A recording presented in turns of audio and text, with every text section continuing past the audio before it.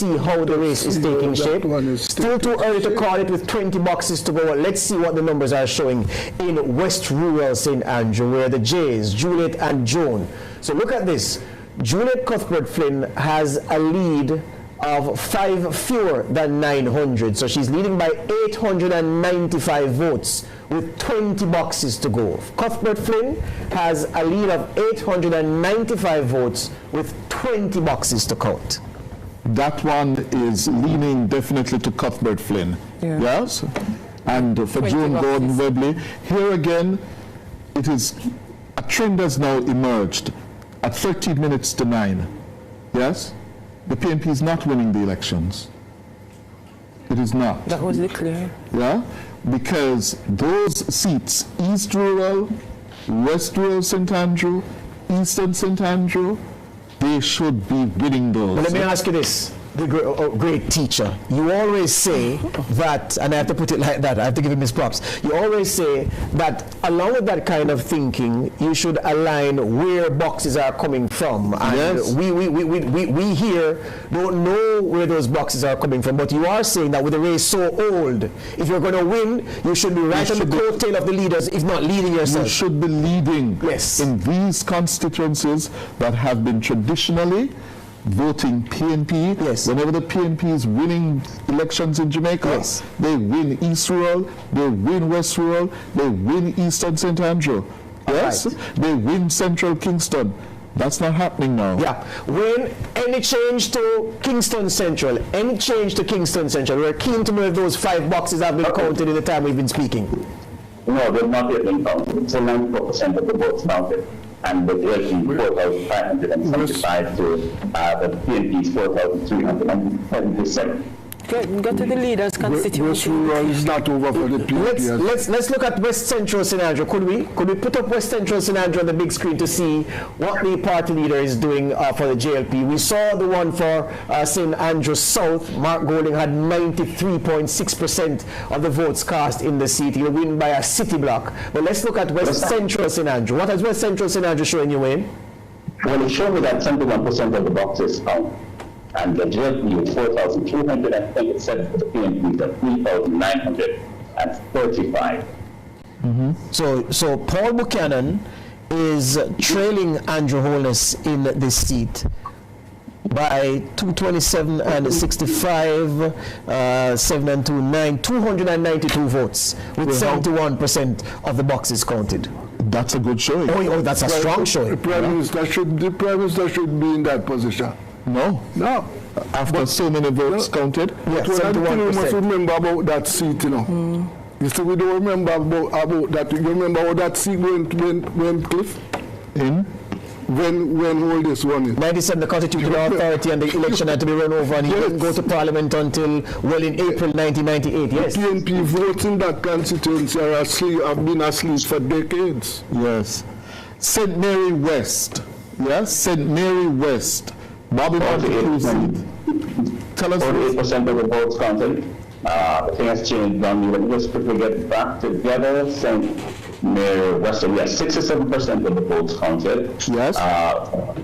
Bobby, 6,341, and it's still 5,683. 67% of the votes counted. Well, the chairman seems as if he has recovered. Yep.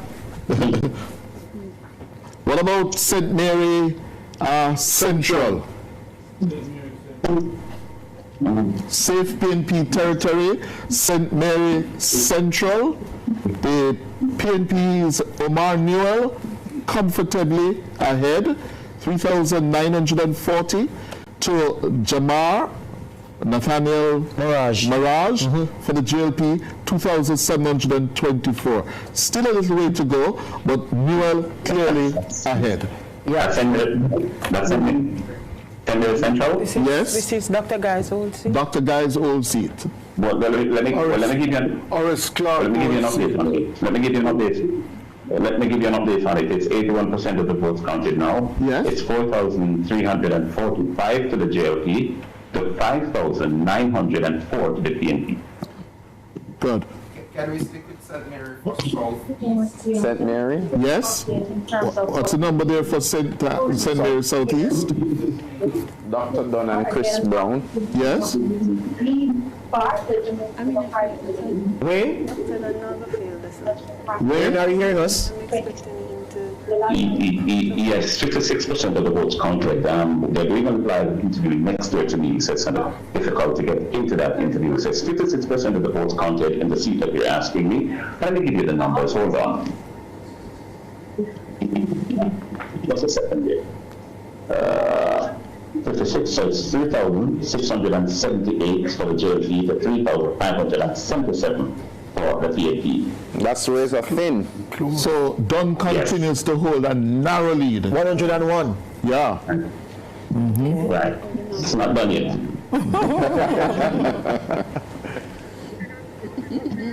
St. Andrew South. Yeah, we can declare that for Angela Brown for a long time now. Well, Mark Golding rather. 7,810. The JLP, the Labourite in that seat cracked 1,000 votes, so You can also declare Brownberg seat. Yes, for sure. We did. We did it early. We did declare Brownberg. Yes. Warmington seat is it? Can we put up St. Can Catherine declare Southwest, Warmington. please? St. Catherine Southwest? St. Catherine South was 79% of the votes counted. Yes. And the JLP is 8,339. So the PNP is 6,530. So Wall is losing ground. St. James South. Yes. St. James We South. haven't heard anything. Homer Davis versus Nikisha Burchell. Can you tell us that, Wayne? The PNP said they would win. Let me check it. Hold on. St. James Southwest. Oh wow, look at Rhoda. Not seeing this on the board here. Oh, she's James leading. South. No, With- not reflecting on the But board. that's early days yet. It's Not 20. reflecting on the board. There we have it. 79 of 110 boxes counted in St. James South. Burchell leading for the PNP with 4,471. Homer Davis, 4,307. That's a lead of 160 odd for Burchell. While we wait on the tab to refresh, Ricardo Brooks is at Belmont Road. Ricardo, are you hearing me? Ricardo? Can you hear me? Yes, I'm hearing you. I'm hearing you, Ricardo. What's happening at Belmont Road? Tell us. Well, I can tell you that the confidence is rising here at Belmont Road. The Labourites are watching the Regal TV coverage. And as big policies coming in, they are getting increasingly jubilant, increasingly loud. Their confidence was a bit damp earlier in the night, but as the night has worn on, the confidence is rising. The Labourites believe they are on track to win the third term. Well, we need to fix up that audio from Ricardo. I can tell you what he said. Well, you heard him. Ricardo, just let me tell him, Ricardo, we need to improve your audio from Belmont Road. Okay, so we're going to fix that and come back to you. Yes. But what he said was that the night started damp for the Labourites, but they're warming up and they're becoming more jubilant as time passes at Belmont Road, sensing that they have the elections within their grasp. We can declare, we called East Kingston and Port Royal a long time ago. That PNP total needs to rise by a few seats because we added a couple to it. Add this one as well, St. Andrew Southwest. We declared that. Long time. We declared that long ago. What is happening in central Manchester? Central Manchester. Wayne, what's the board showing in central Manchester? 88% of the votes counted, and Donovan is holding a razor thin lead over Rhoda Moy. Donovan 7,853, Rhoda 7,719. So with 88% of the votes counted. It's very, very close, desperately close. So that's too close to call. too close to call. Very much so. Yes. Manchester Northeast. We did mention Audrey Marks is leading there. What about Philip's seat? And St. Andrew East Central? That's what you want to know? No, we wanted Northwest Manchester, Wayne. Manchester. Northwest Manchester. Damian Well, Young and 80% of the votes counted in that poll. One. And the PNP has a decent advantage, 5,625. to 4,521. Still probably too close for call, but good enough lead with 80% of the votes already counted. 1,004 difference. Phillips looks to be on course to return to Jamaica, to Gordon House, beg your pardon. Yes. Can you punch up what's Western Westmoreland showing you in? Western Westmoreland.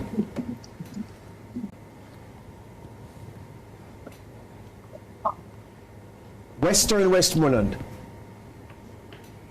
Westmoreland, Western, 46% of the votes counted, not even 50% as yet, but at the moment the PNP has a good lead, 3,798 to the PNP's, no, the JLP, that's, sorry, Western Westmoreland, good. So the JLP, 2,811, the PNP, 3,798, as I said before. Yeah, still early days, 46% of the votes counted.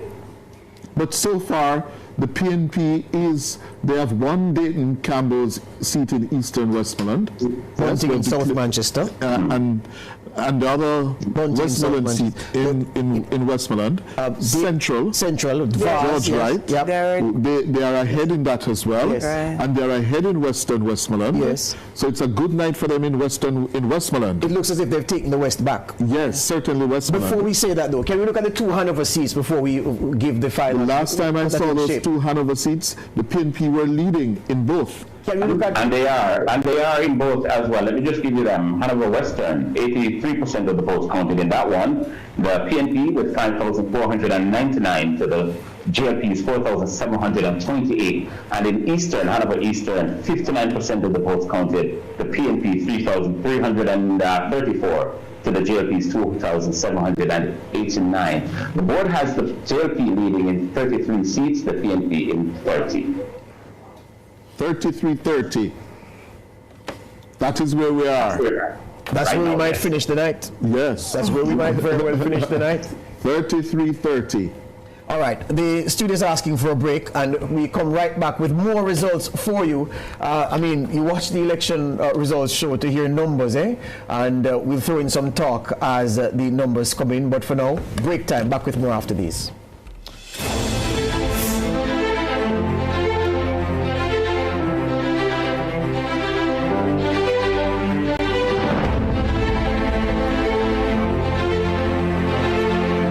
Into style with Unique Living. Upgrade your home with our extensive range of products. Get sleek shower panels, stylish vanities, LED and non-LED mirrors, plus kitchen sinks, closet solutions, ceiling fans, and more. Available in various finishes and sizes. Visit shop number 6, 30 Dunrobin Avenue, Kingston 10. Call 876-755-3661 or visit our website at www.uniquelivingja.com. Don't wait to spring into style with Unique Living. It's time to switch to the T-Tag on Trans-Jam highways. The T-Tag system reduces the amount of cash handled at our toll plazas and makes it safer for our staff and motorists at the toll booths. The T-Tag makes it quicker, more cost-efficient, and safer for our customers. So switch to the T-Tag today and experience the convenience. T-Tag packages are discounted by 50% down to $1,250, including a $500 toll credit from now on till September 5th.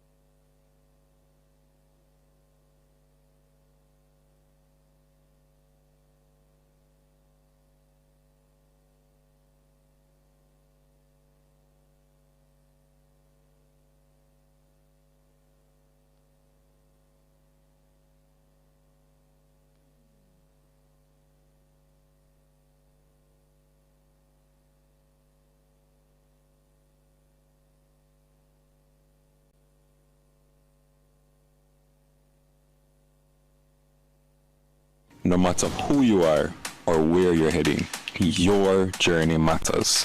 With Amber On Time, experience seamless fast booking, real-time tracking, reliable drivers, and top-tier safety features. Share your trip with loved ones for peace of mind. With Hawkeye-powered SOS, armed response is just a tap away, because every second counts in an emergency. Trusted by thousands across Jamaica, Amber On Time is more than a ride. It's your partner on the road. Amber On Time. Your ride, your safety, your Jamaica. Download the app today.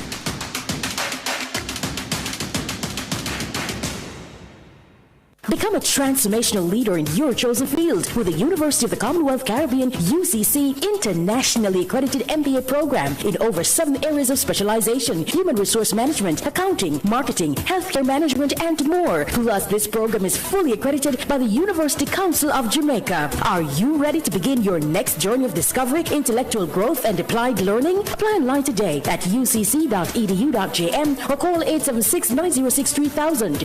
UCC, fostering leadership and innovation.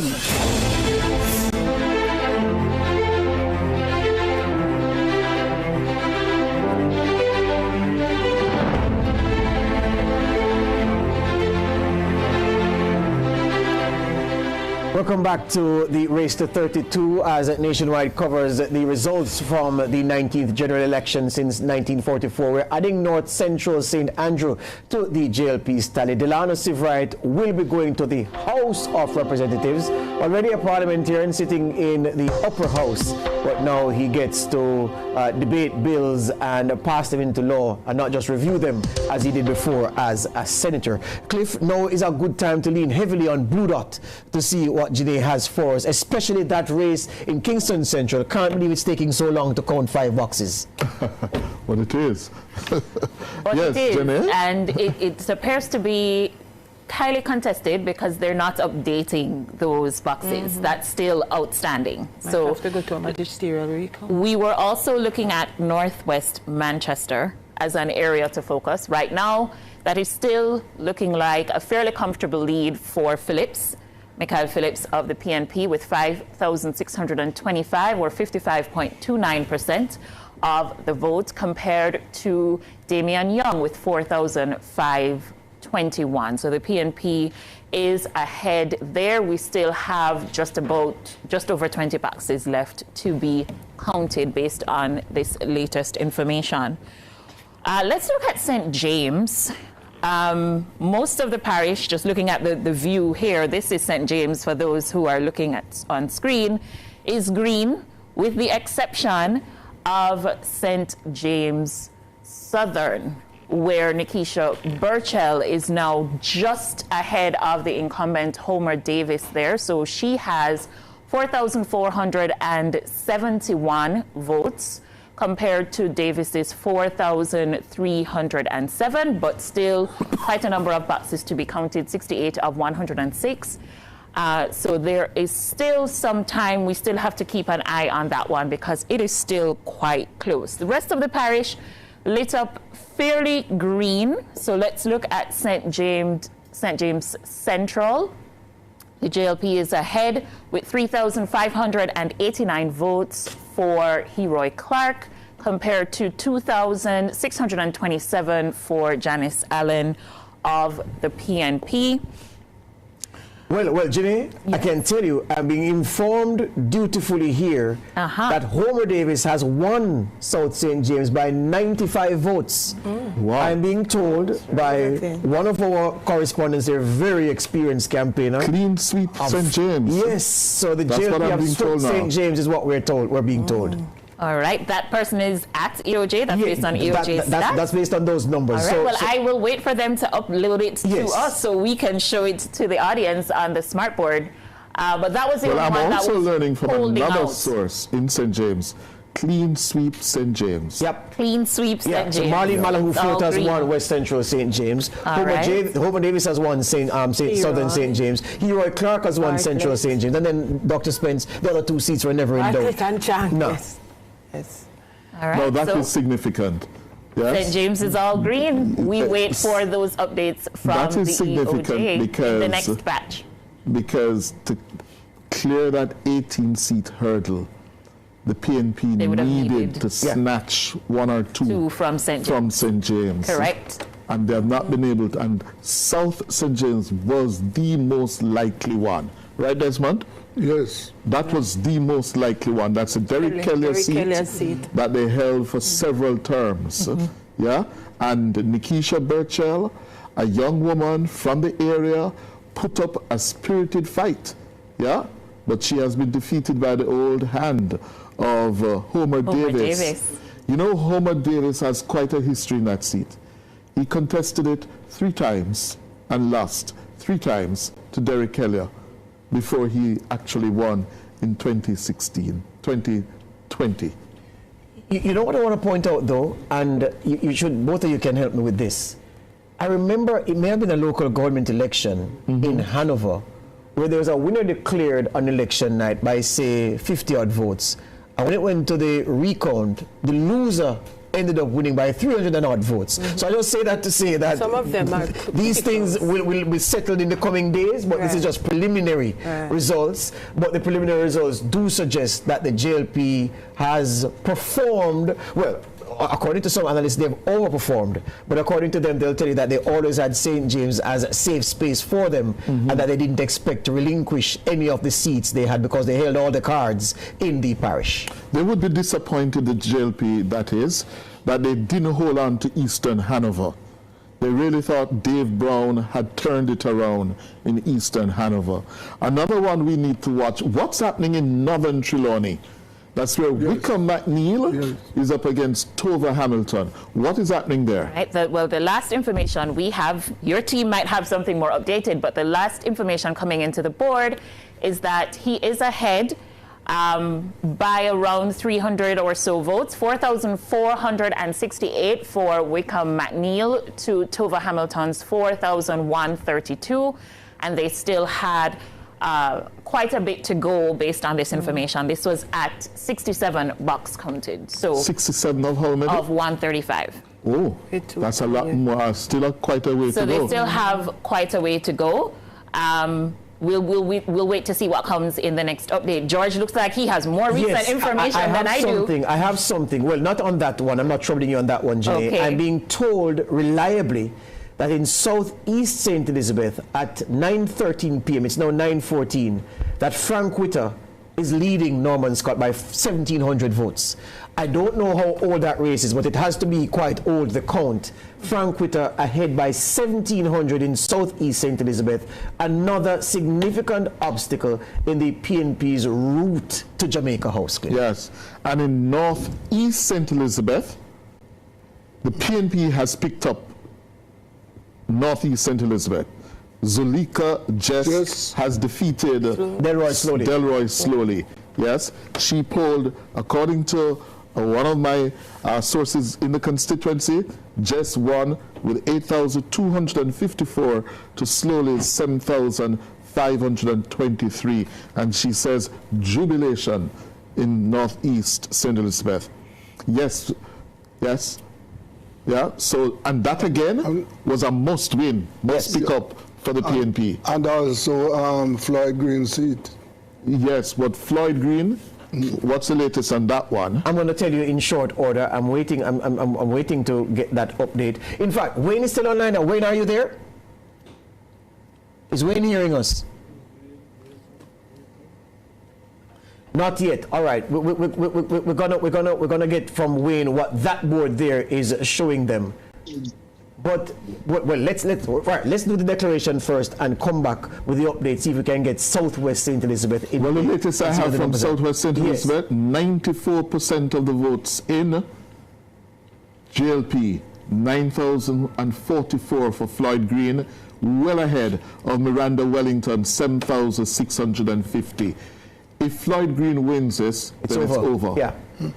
It's over. I need to get how old the Frank Witter count is, because that, if Southeast St. Elizabeth is over and then we add Southwest St. Elizabeth, we can have an early night. We don't have to stay here all night, because if those two go along with Eastern St. Andrew and Western St. Mary seems headed to the labor rights with Bobby Montague, then we can call it a night. Okay, Wayne, can Yes, I'm here. You hear me? Yes. What more can you tell us in terms of the numbers? You hear me? Yes, we're hearing you. We're hearing you, Wayne. Yes, I can give you a copy of the Wickman. Oh, Lord. What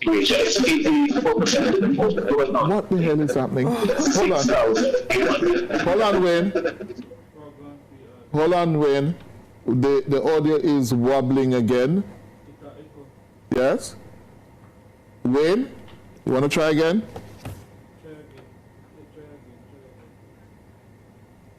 Yeah, the team says the quality is horrible, so they have to abandon that for the time being. I'm just trying to get that update.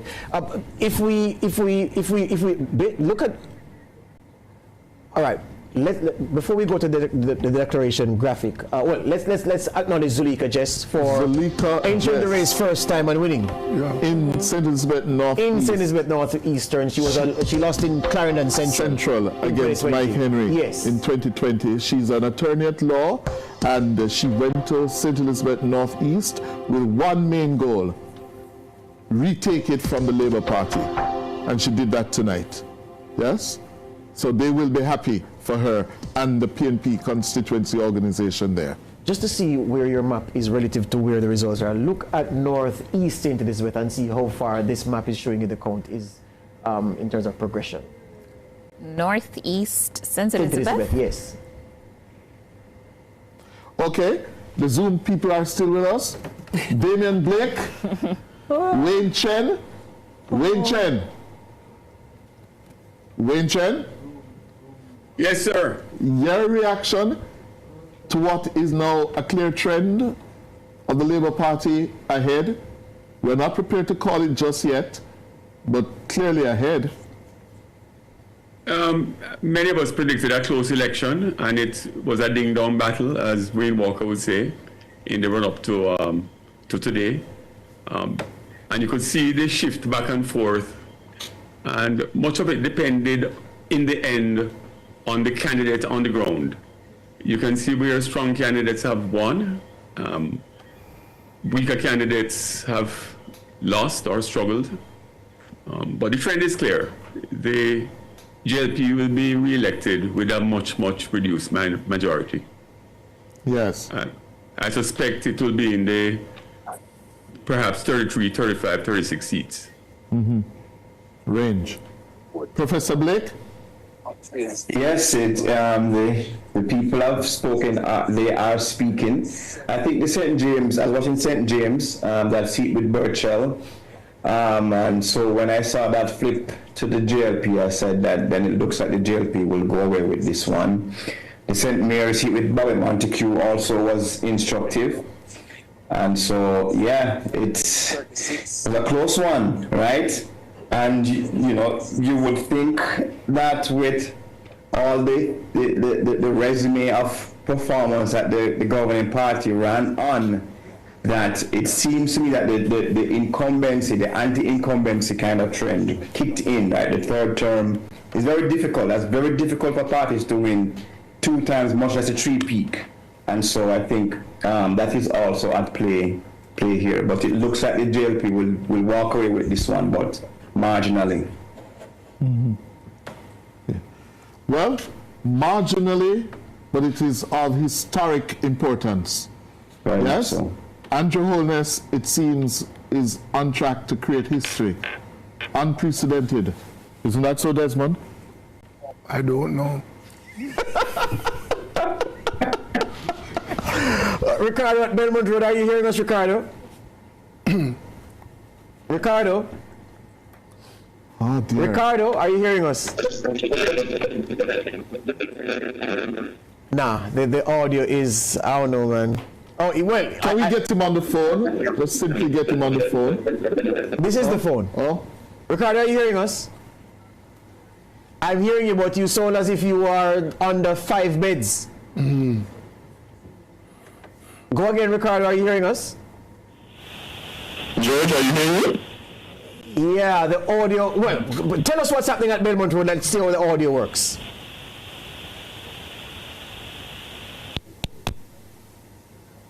Ricardo? right, so, yeah, the audio, again, is undermining the points that we're trying to highlight for the listeners. Before we go, is Wayne online? Is Wayne online? Is Wayne online? Is Wayne online? Oh dear. It's the quality of the audio. No. Okay. All right. Saeed, where we are now, the JLP seems headed for a third term. The PNP falling short in some key seats, although even an analyst who's not been paying attention would expect the opposition party to pick up several seats that would have slipped from its grasp in 2020. It does appear as if Wholeness is on the verge of going to Jamaica House again to be sworn in. Indeed. In fact, George, as I continue to look at the leads, it seems as if the path for PNP victory continues, or the paths rather. They had several paths to take, but that seems to be narrowing down. Interestingly, looking at St. Andrew West Central just now, the Prime Minister's seat. Interestingly, George and Cliff, I see where, I don't know if that still holds now, but last I checked, Paul Buchanan was leading the Prime Minister in that seat. Very interesting one for you all to pick up.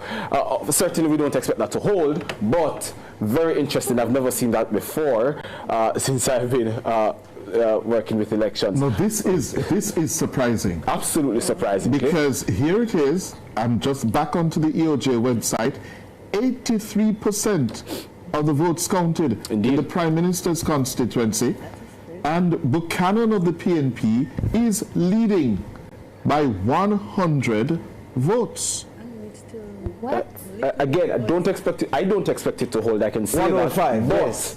It is significant to my mind at this stage. It's huge. Significant. But this is happening. Hold on, Desmond. Just look at these numbers. 18 boxes to go. 18 boxes to go.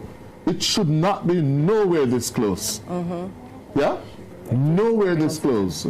But no, Cliff, it is not a JLP constituency, you know.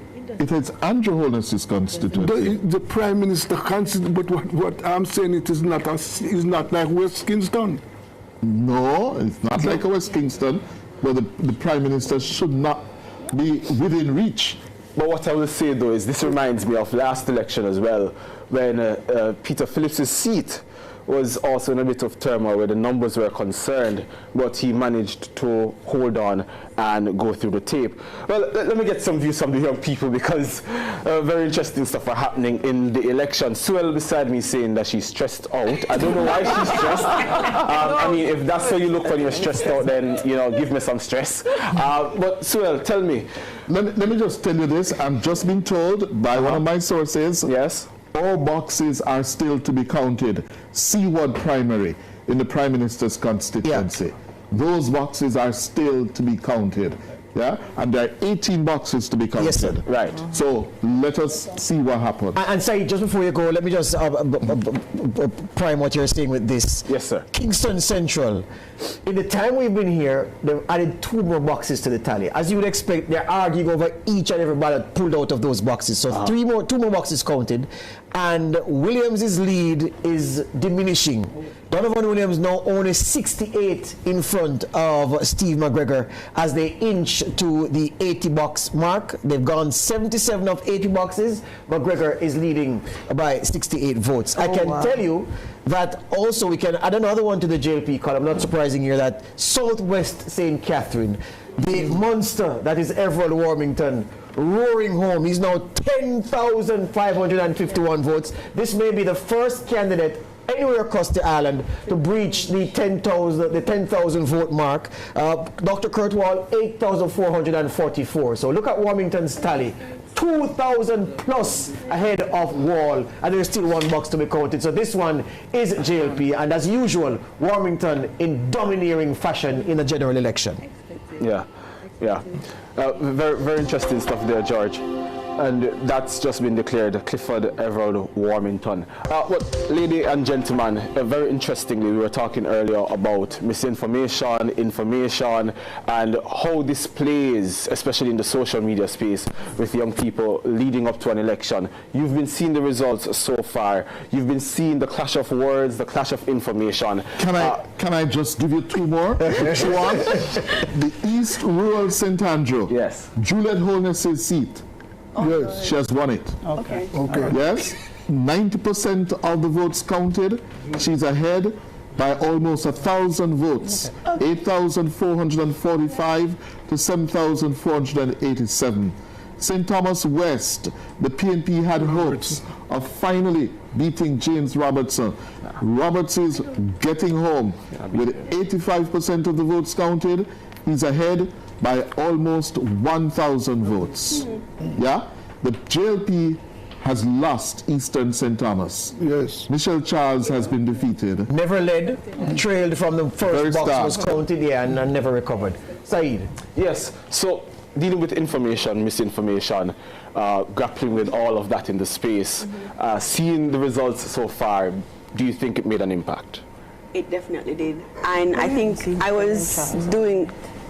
I'm sorry. Cliff, you have another one? Yes. Go ahead, Sir Cliff, go ahead. It seems as if Anne-Marie Vaz has been defeated by Isaac Buchanan. Wow. It's supposed to be 1-1 in Portland and 1-1 in St. Let me give you the numbers. In Eastern Portland, with 99.3% of the votes counted. If he's ahead, he's on. Isaac Buchanan, 8,290. Vaz, Anne-Marie, 8,072. One box to go. One box to go. And here's the thing. So can I give you one before you go? No, hold on. No, I think that's going to hold. And here's why. Yeah. What stood out to me with that campaign is Isaac Buchanan went on a drive with young people in that constituency, gave out 1,000 tablets. Yes. Don't know if you recall it. Yes. I'm not surprised at all that it's that close. Certainly not surprised that he's in the lead right now. Well, here's what we can do too. We can declare Southeast St. Elizabeth. Frank, they call him. Frank Witter has come home with 3 boxes left. He's leading Norman Scott by 1,996 votes. That's over. 1996, all over bar the shouting. Southeast St. Elizabeth, chalk up that one for Frank Witter. Well, this was very preliminary. Only 3 boxes to go in that, so 106 of 109 boxes counted, and Frank Witter is leading by 1,996 votes. Can you bring up St. Mary West? 85% of the votes in. Bobby Montague is ahead, 8,182. Woodbine of the PNP, 7,403. That's a lead of 700. Yeah. With 85% of the votes counted. Can I add to that? So it means that Bobby Montague is going back to the parliament. He has recovered. Can I add to that? Can I add to that? Which is why I'm giving you the luxury of calling the election and calling it right this time. Because here's this thing. Clyde Green. Exactly. Western St. Mary is going to the JLP.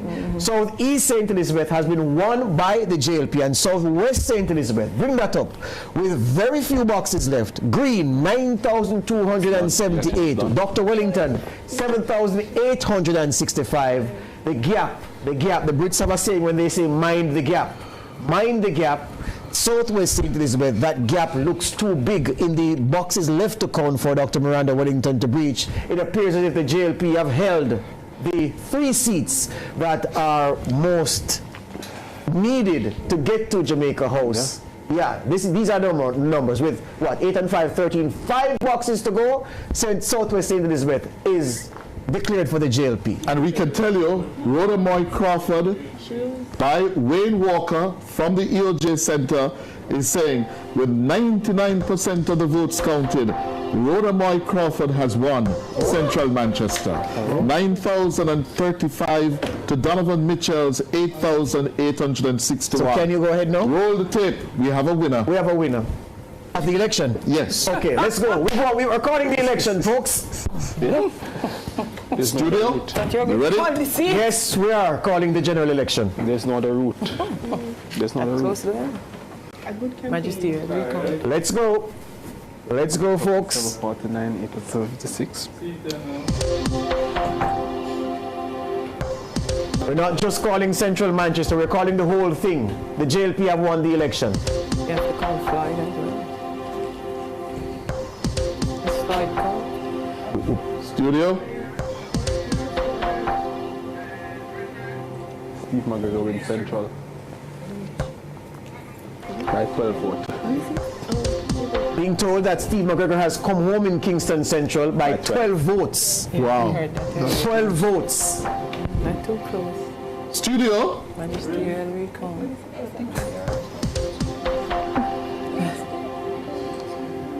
Well, listeners, viewers, at 9:32, we are reporting that the governing Jamaica Labour Party, led by 53-year-old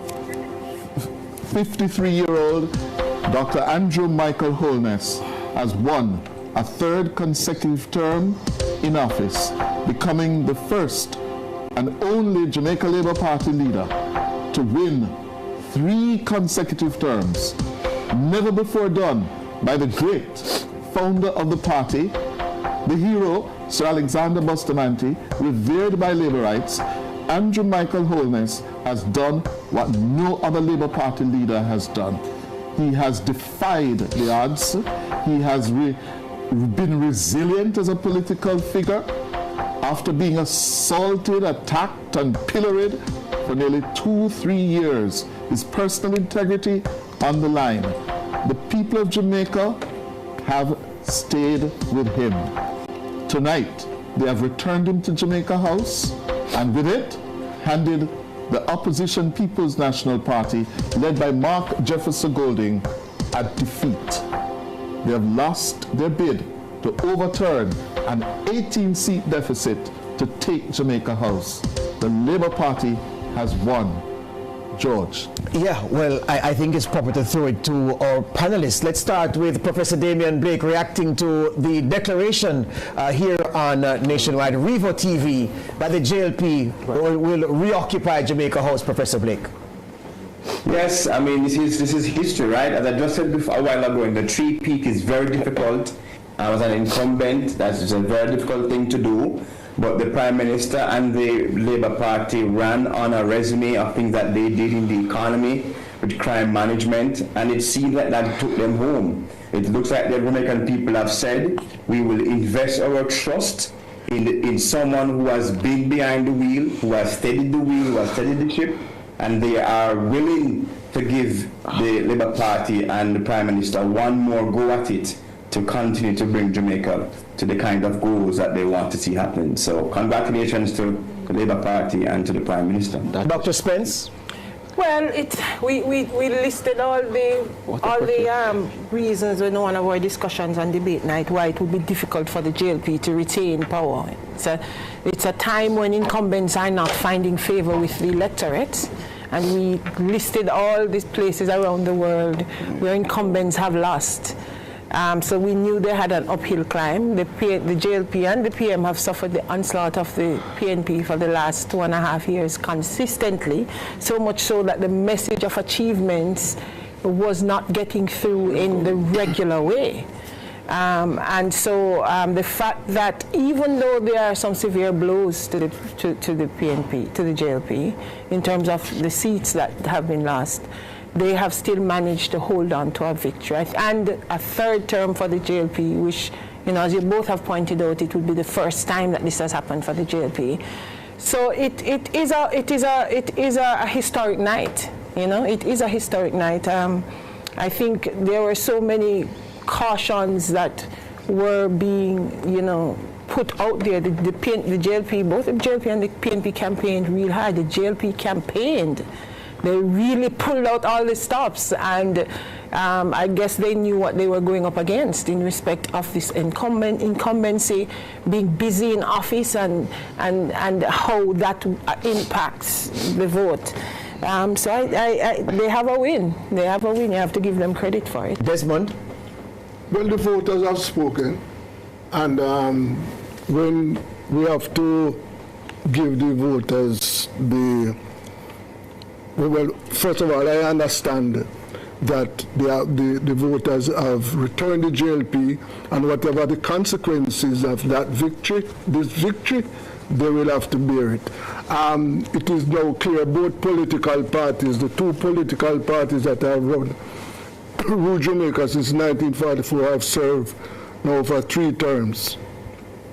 Let us see what the JLP is going to project, what it is going to bring to the country, what it is going to do to improve the lives of the people, because in spite of this victory, there are significant numbers of people, both PNP and JLP black people, who are still suffering.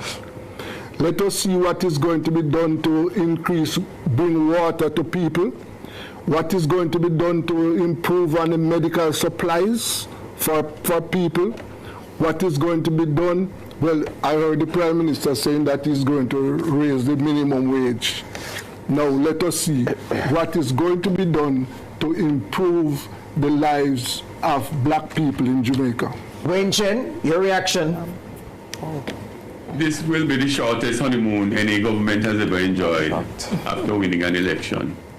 I think the people have never been wrong collectively in terms of election results since independence, certainly since universal adult suffrage. It's a beautiful thing to see this manifestation of our democracy in action. That said, I think the people have spoken, and this is what they have said in essence. We want you to continue building on the successes that we have enjoyed in recent years.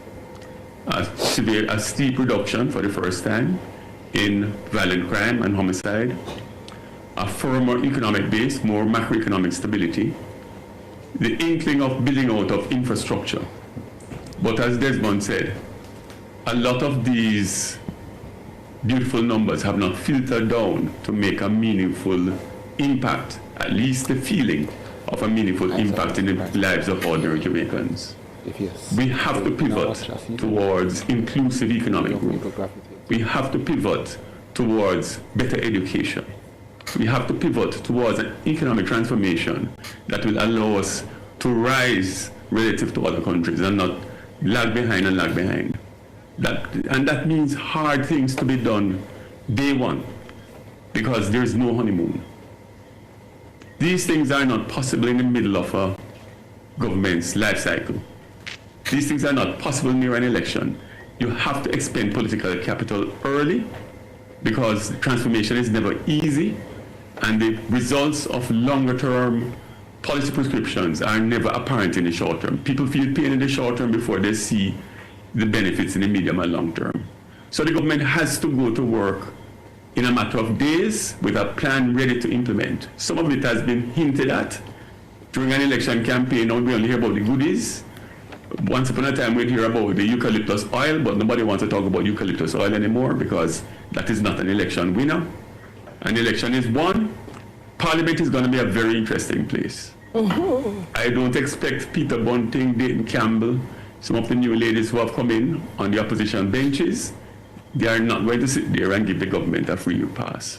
And by the way, it's going to have to justify its every move going forward. And by the way, it's going to be interesting going forward. Wayne, as you talk about ladies, Nikisha Burchell, according to the Electoral Office, has won Southern St. James. Oh wow! Yes. George? Yeah, that's what I was coming to confirm as well. Yeah, she has won. So the margin is thinner for the JLP on the preliminary count, but the result still holds. I throw it to Saeed Bernard. And just a moment, yes. Northern Trelawney, the EOJ, yes, only 10% of the votes left, and Tova Hamilton is leading by more than 200 votes. Yeah. So that is not yet called. Right. Shahid, I send it to you, Sewell and company, with this comment that Holness, there's another piece of history that Holness has achieved on this night. He's the first leader of a political party in Jamaica to defeat 3 rivals in general elections. He took out Mrs. Simpson Miller, took out Peter Phillips, and tonight, Mark Jefferson Golding, victim number 3. Because on the last occasion, correct me if I'm wrong, with PJ Patterson, he faced Edward Seago twice. All the times. Yeah. Very interesting. And he's also our youngest Prime Minister, isn't he? Yes, he was. Yeah. Ricardo is at Belmont Road. Let's go to Belmont Road and see what's happening there. Ricardo?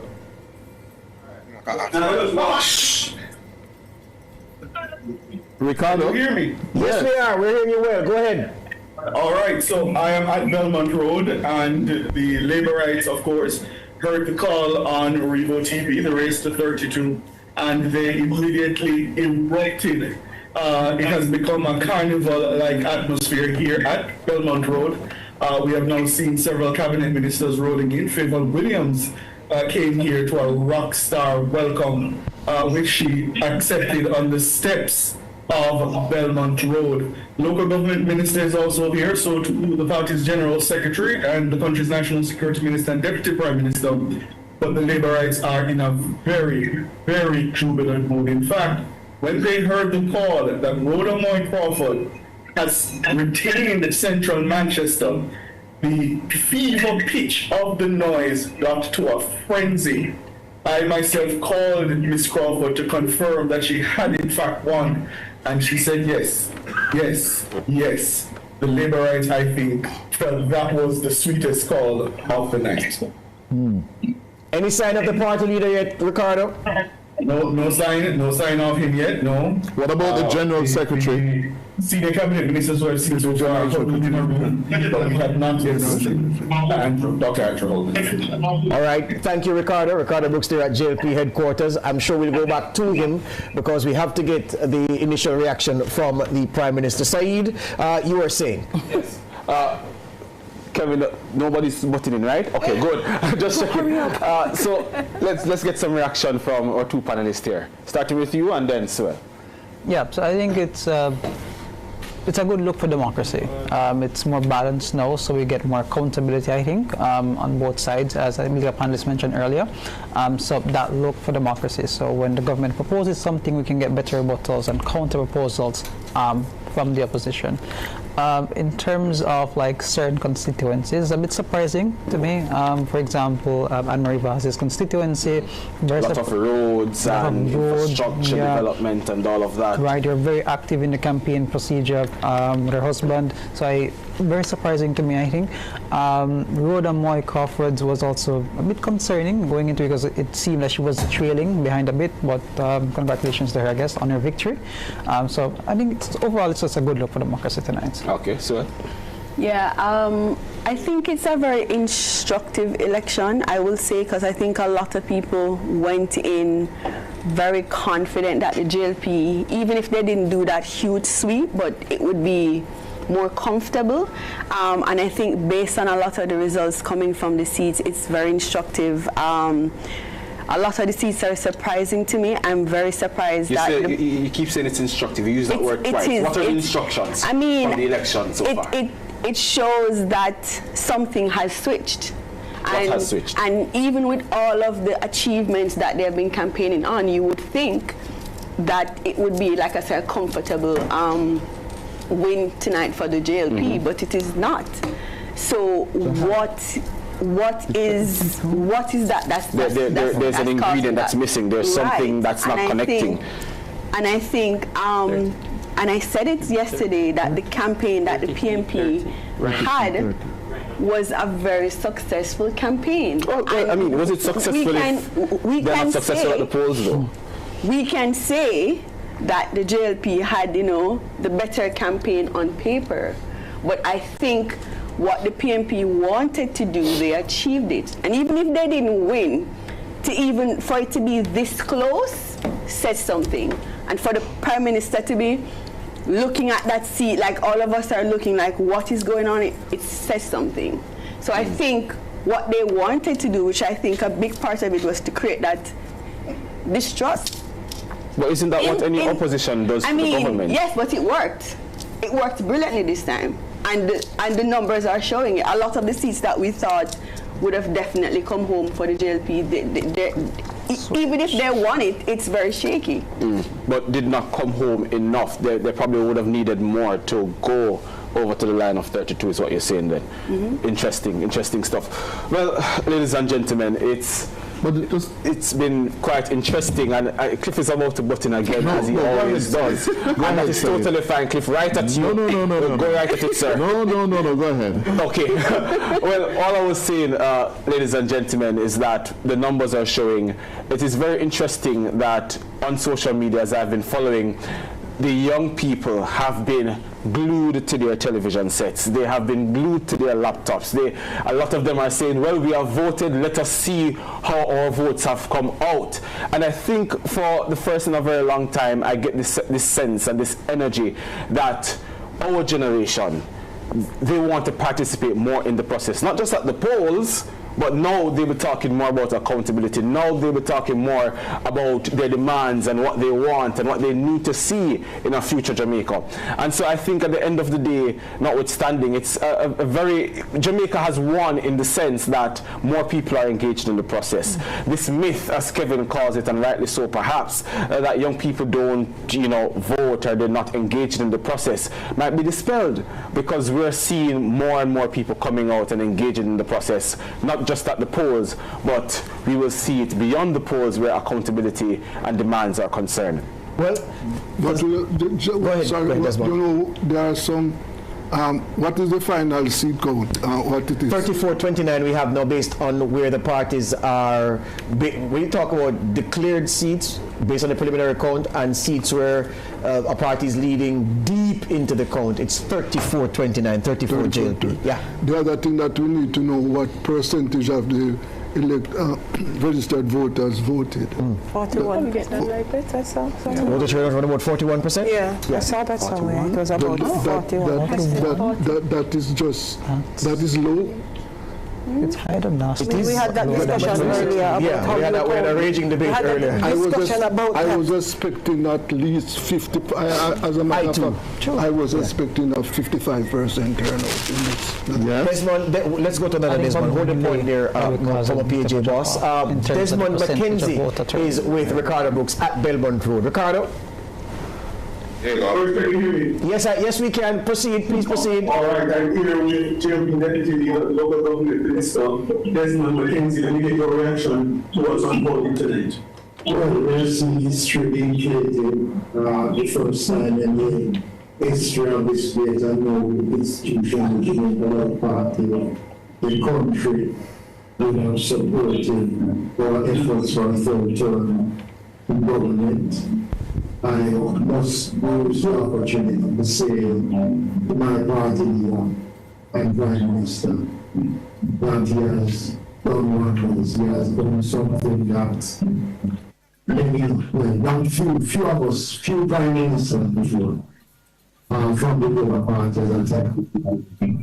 The results tonight, although not yet fully concluded, speaks volume to the world. From the Labour Party going to the folks that people in the era council, I'm not fairly pleased because a number of seats were targeted in the era council and we were able to retain the majority of seats. We're watching the numbers with our central Kingston. We will look at that and the bigger determination as to what will happen after that. But I am pleased of my party. Well, you really took a battery tonight, though. The margin has been significantly reduced. Well, let us wait. It is difficult to win a first one. It is more difficult to win a second term. And mountain to climb winning a fourth.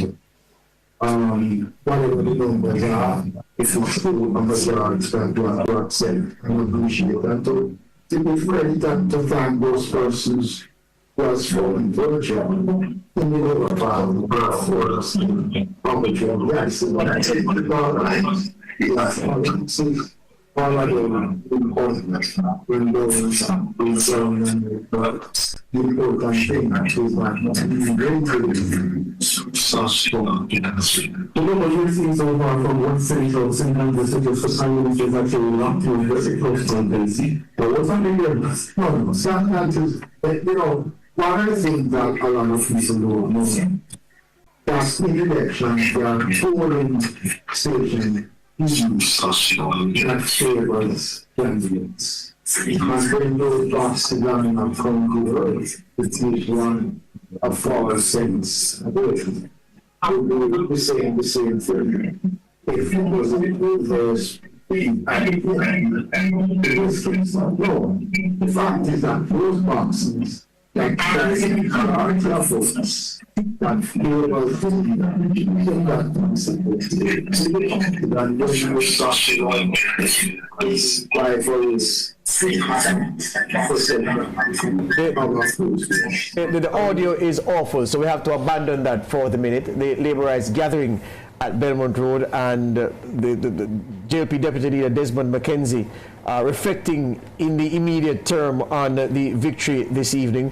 Not looking like a man, Cliff, not wearing the facial expression of a man who has just helped his party to win a general election. No, because the Labour Party took a bruising tonight. By our count, it stands at 34-29. Yes? 34-29. And one of the 29 that the PNP is leading in is West Central St. Andrew, where the Prime Minister is 83% of boxes counted. He is 105 votes behind Paul Buchanan. And it means that the Labour Party would have lost 14 seats tonight.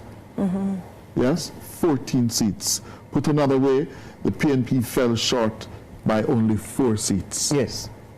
Yeah? They had to clear 18, they cleared 14. Yeah? So the Labour Party got a big message tonight. Yes? That listen, you have squeaked home. Yeah? Only squeaked. Yes, only squeaked home. And what will the next 5 years bring? Oh, sounds ominous. Well, I'm just repeating myself that, you know, the vast majority of people in Jamaica have not felt this prosperity that commentators, including Clifton, talk about. The conditions, right, in the hospitals, the cost of living, right, all those things. I am looking forward to see what the government is going to do about a land reform. Both parties have not heard. Both parties talking about land reform to make land available to people in Jamaica, right? Houses. I heard the government talking about houses. They are going to build 60 houses, 60,000 houses. Well, we are going to hold the government to all those promises, because the vast majority of people have not felt this. The growth in Jamaica has not filtered down into the lives of the vast majority of people. They are still suffering. Wayne Chen, he's not online. Wayne Chen. I think we lost him. I'm here. Okay. Yeah, Wayne Chen is here. Wayne Walker is the one who fell. Do you believe in Pyrrhic victories? If I believe in them, I know they are a regular historical occurrence. As I said earlier, this is going to be the shortest honeymoon that any winning party has enjoyed since universal adult suffrage. I would have to go back to the election of 1967 to think of an event like this. Expectation is high, trust is diminished. It's a difficult road, and the opposition is strengthened in the House. And as I say, the government, I pray, has a plan in their back pocket as to the things that have to be done in the first 3 months, 6 months, 1 year, that may be difficult, but will yield the results in 2 to 3 to 5 and the longer term. It's something that has bedeviled many Jamaican administrations, and that is policy continuity and the ability to use empirical data to plan for the long term. We have long had an education crisis, which only gets mentioned in the passing in the run-up to the election. We have talked about the stagnant productivity improvement increases in the country that have Jamaica near the bottom of the pile for decades, but it does not become a political issue. Desmond touched on land reform, one that is dear to me, that has not really been touched, but rapid registration of ownership of land in Jamaica and the titles to the homes in which hundreds of thousands of Jamaicans live has the potential to unlock a quantum leap forward in wealth in this country. But it's not an easy thing that can be done over the span of late in our administration. It's something that has to be addressed early. But more than anything else, no government has a capacity to do all these things, because it's not the politicians that drive these things, that do these things.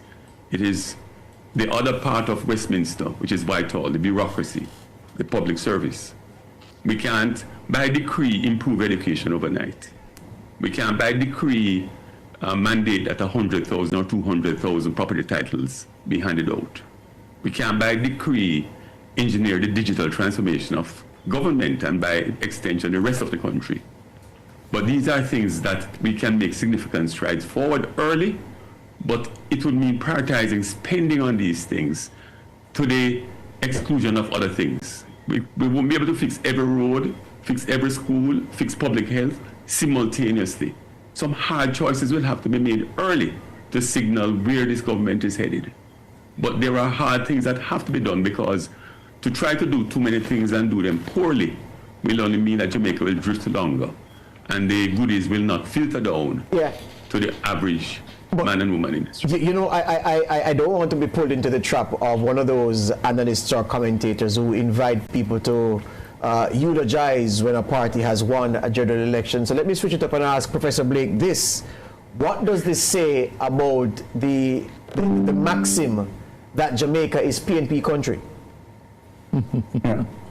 I mean, I don't like this saying that Jamaica is PNP country or JLP country, but you know, as I said earlier, given the resume of performance that the government laid out, this race really shouldn't have been this close. And you know, I think the PNP's strategy of talking about the integrity issue, you know, whether or not it was all true, the point is, if you keep saying something over time, it has a very deep and resounding impact, and you can see that impact is happening.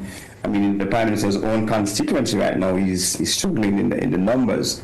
So I think the PNP they went out early and they ran a good campaign, they energized their base, and they came out and they voted. So this kind of victory for the JLP is a victory with many asterisks, right? Because they didn't get the kind of resounding yes from the electorate, and they lost a number of seats that they had before. And as Wayne said, some tough decisions will have to be made by the government going forward.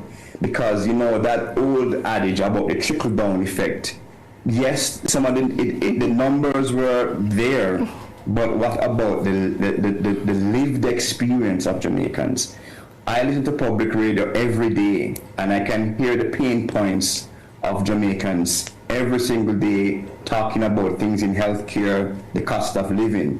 So it's okay to have macroeconomic, deliverables and macroeconomic goodies, but if it's not really, again, it sounds cliche, if it's not really trickling down to people on the ground and not feeling that sense of well-being and their pain points aren't being alleviated, this is the kind of, as you say, George, victory that you will get in an election or a loss. Yeah. And so some tough decisions have to be made going forward. Yeah, let me hear from Wayne Walker at EOJ's Counting Center. Wayne, are you hearing me? Yeah, I'm hearing you, George. Okay, what's the board showing you about West Central St. Andrew? That's the seat we're interested in. Yeah. What is happening? Wayne, are you hearing me? Apparently, none of the C word boxes have come in. Wayne, what is he there? Are you there, Wayne? Yeah, I'm here, George. All right. Okay. Oh yeah. Well, it's still. I'm hearing you better now. Are you hearing me? What is West Central situation? It is still 83% of the votes counted, and it is still Paul. That's what the board is showing. Yeah. Paul still leading with 4,867. to the Prime Minister's over 762. Can you give us the no, can you give us the fact? No, we have to abandon that. We have to abandon that. We have to abandon that. Yeah, that's the latest we have from West Central St. Andrew. Can we get the latest from Central Kingston? Central Kingston. That was declared. Oh, that was declared already. Not Central Kingston. I want a final tally from Southeast St. Elizabeth. Southeast St. Elizabeth. Can we get the final tally for Southeast St. Elizabeth? Do we have that? Southeast St. Elizabeth, final tally for Southeast St. Elizabeth. I'm getting a final tally for East Rural. So the JLP, well, I'm getting a tally for East Rural. The JLP, 8,426. The PNP 7,587 with 123 of 137 boxes to go. And in West Rural St. Andrew, the JLP 8,290, the PNP 7,157. So guess what? Juliet Cuthbert Flynn has resoundingly won re-election in West Rural St. Andrew, beating Joan Gordon Webley by over 1,000 votes. Only 2 boxes left to count based on the tally I have been given. Only 2 boxes left, and with over 1,000 vote difference, no 2 boxes have so many votes in them for one candidate in this context. And so Juliet Cuthbert Flynn has won in West Rural St. Andrew for a third term. And if you remember when Juliet was going in that seat, that was a traditional PNP seat. Yes.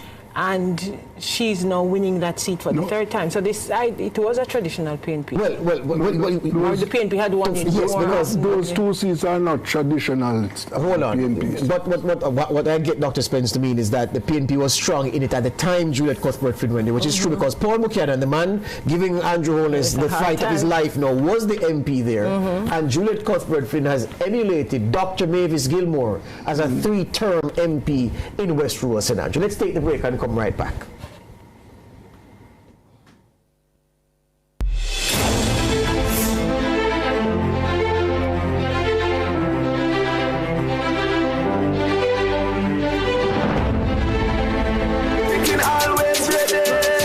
Original crispy, bird shock, Cajun spicy, bird shock, a barbecue, bird shock, we are go a bird shock.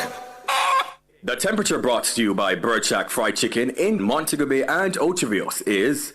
Become a transformational leader in your chosen field with the University of the Commonwealth Caribbean UCC internationally accredited MBA program in over 7 areas of specialization: human resource management, accounting, marketing, healthcare management, and more. Plus, this program is fully accredited by the University Council of Jamaica. Are you ready to begin your next journey of discovery, intellectual growth, and applied learning? Apply online today at ucc.edu.jm or call 876-906-3000.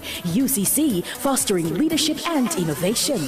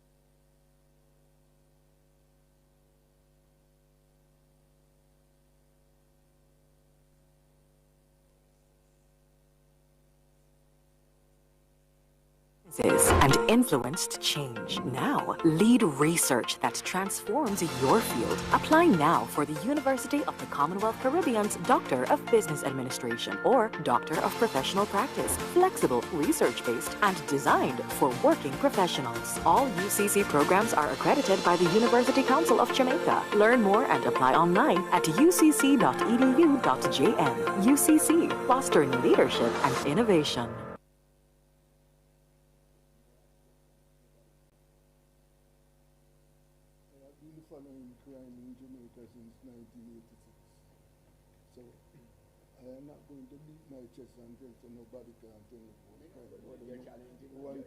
For us, cause we want the country prosperous. So make we just pull together as the general public while on the road to Republic Jamaica. Let's spread the word around to let the world know that we are proud to be one republic. We on the road to Republic. A message from the Ministry of Legal and Constitutional Affairs. We on the road to Republic. Become a transformational leader in your chosen field with the University of the Commonwealth Caribbean UCC internationally accredited MBA program in over 7 areas of specialization: human resource management, accounting, marketing, healthcare management, and more. Plus, this program is fully accredited by the University Council of Jamaica. Are you ready to begin your next journey of discovery, intellectual growth, and applied learning? Apply online today at ucc.edu.jm or call 876-906-3000. UCC, fostering leadership and innovation. From the heart of Jamaica emerges a force, transforming lives globally. The Amber Group. Starting from a humble office of just 200 square feet in 2015, Amber Group has grown into a global powerhouse, spanning over 13 businesses with offices around the world, serving clients in 100 countries. We are constantly pushing the boundaries of what's possible. The diversity of our team is what fuels the innovation. Imagine your vehicle safer and smarter with Amber Connect, the world's most advanced AI-powered vehicle tracking and fleet management system.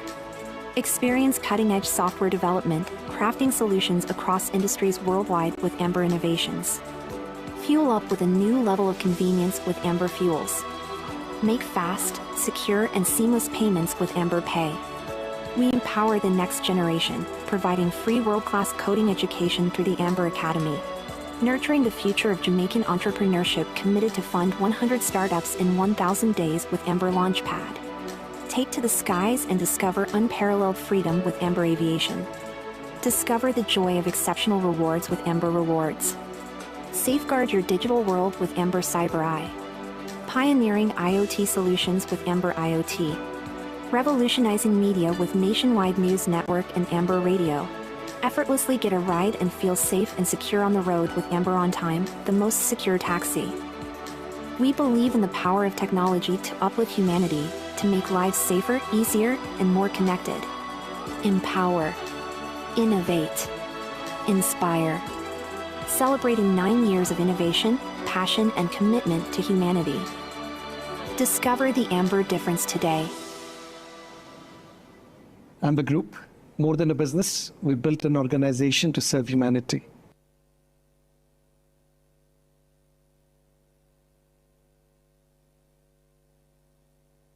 Precision engineered fusion welded UPVC frames at affordable pricing.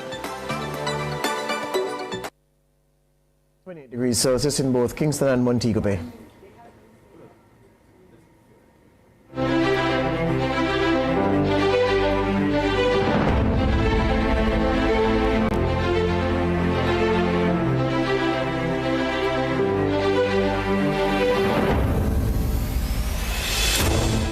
Welcome back to Revo TV and Nationwide, covering the race to 32, the 19th general election since 1944. We're based on how the numbers are from the EOJ.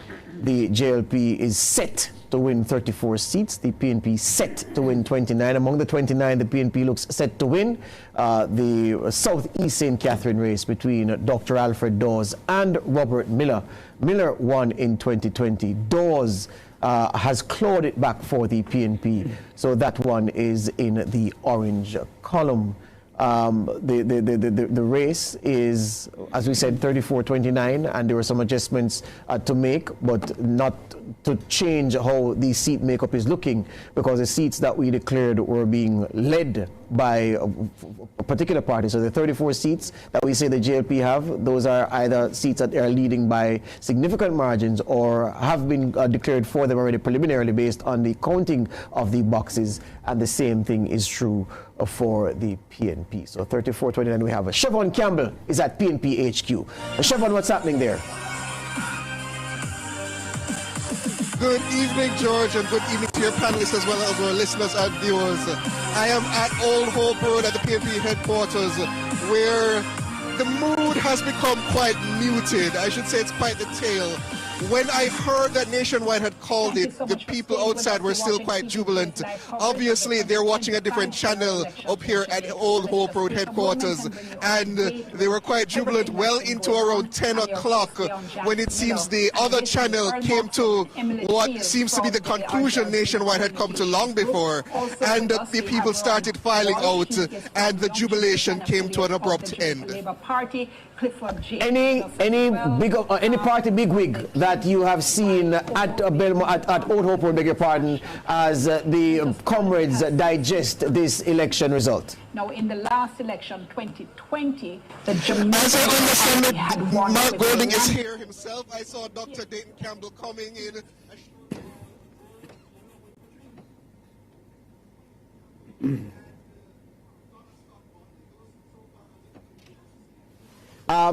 Usually the band is struck up at these occasions, Siobhan. Is there music? Is there any revelry or festivities at Old Hope Road at this time?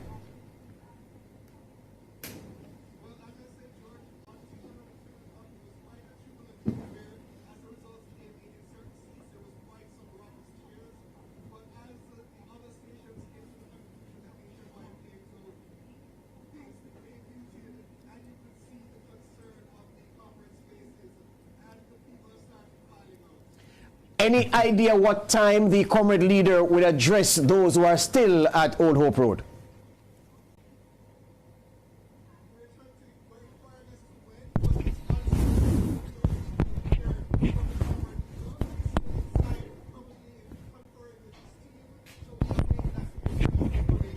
All right, Siobhan, it's perhaps a challenge for you to hear, notwithstanding the muted scenario at Old Hope Road.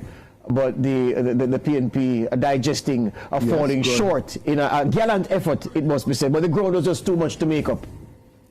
Came late. We ran out of room, and they said the racetrack. Yeah. Can we go to Southeast St. Mary, George? Oh yes, let's go. Let's go to Southeast St. Mary. Southeast St. Mary, based on what we're seeing. Well, before you go there, the screen is showing popular vote, Sandri. So I'll come to you when Southeast St. Mary comes. The popular vote. 398,842, 404,953. So nothing much in it. Nothing much in it. It's as predicted in many quarters that it would have been a tight race, and that's what the popular vote is showing at this time. Yes, Southeast St. Mary? Yes. The numbers we have here for Chris Brown, 6,642. For Dr. Norman Dunn, 6,631. That is an 11-vote victory for Chris Brown. And of course, we expect that magisterial recount for this seat as well, alongside Kingston Central as we've seen it. But this is a seat that we expected to be close, but this victory is indeed a good one for the People's National Party, one that they weren't so sure about, I would say, but one that they came away with. And of course, we want to see what happens after the magisterial recount. But that's Chris Brown for the People's National Party for St. Mary Southeastern. Did he lead all night in that seat? There's an independent. Was there an independent? It's 49.9. So the independent made a difference. With 26 votes from the JP. He made a difference. Wow. So he may have been the spoiler, the fly in the ointment, as they say in racing terms. Jahal, does this change the seat count from 34-29? No. Yes, so we have it at 33-30. Oh, 33-30. Yes. 33-30. Yes. So two recounts go the other way and the PNP will win. It could very well be. Huh? As close as 2007. Yep. Yeah.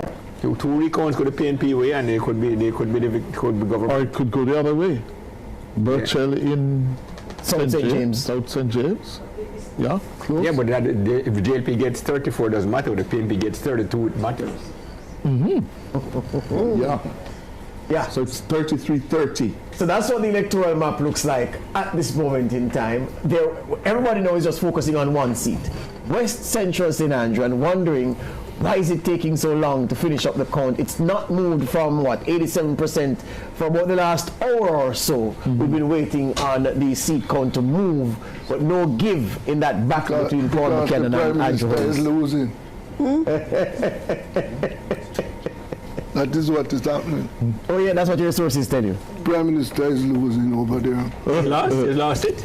He's losing over there.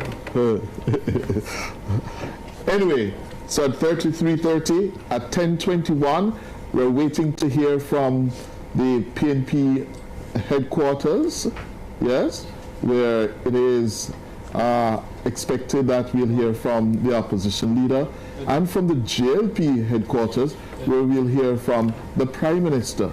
I suspect we won't hear from the Prime Minister until his seat is declared. No, you can't. If he loses his seat, he's not the Prime Minister anymore. 207 votes separating Burchell and Davis. So that's outside of magisterial. Yeah, it's hardly likely, very hardly likely that will be affected by any recount. In Northern Clarendon, Sibley's and Wavell Hines. Wavell Hines leading with, Wavell Hines leading with about 3 boxes. So can we see Northern Clarendon on the screen? That one. And what happened to Hazan? Let's see Northern Clarendon, please. Comfortably. Okay. Let's see Northern Clarendon. What's the closest JLP win? Northern Clarendon. So look at this. 97 of 100. So 3 boxes to go. Sibley's 5,541, but he's short 222. 222 short of Wavell Hines with 2 boxes to go.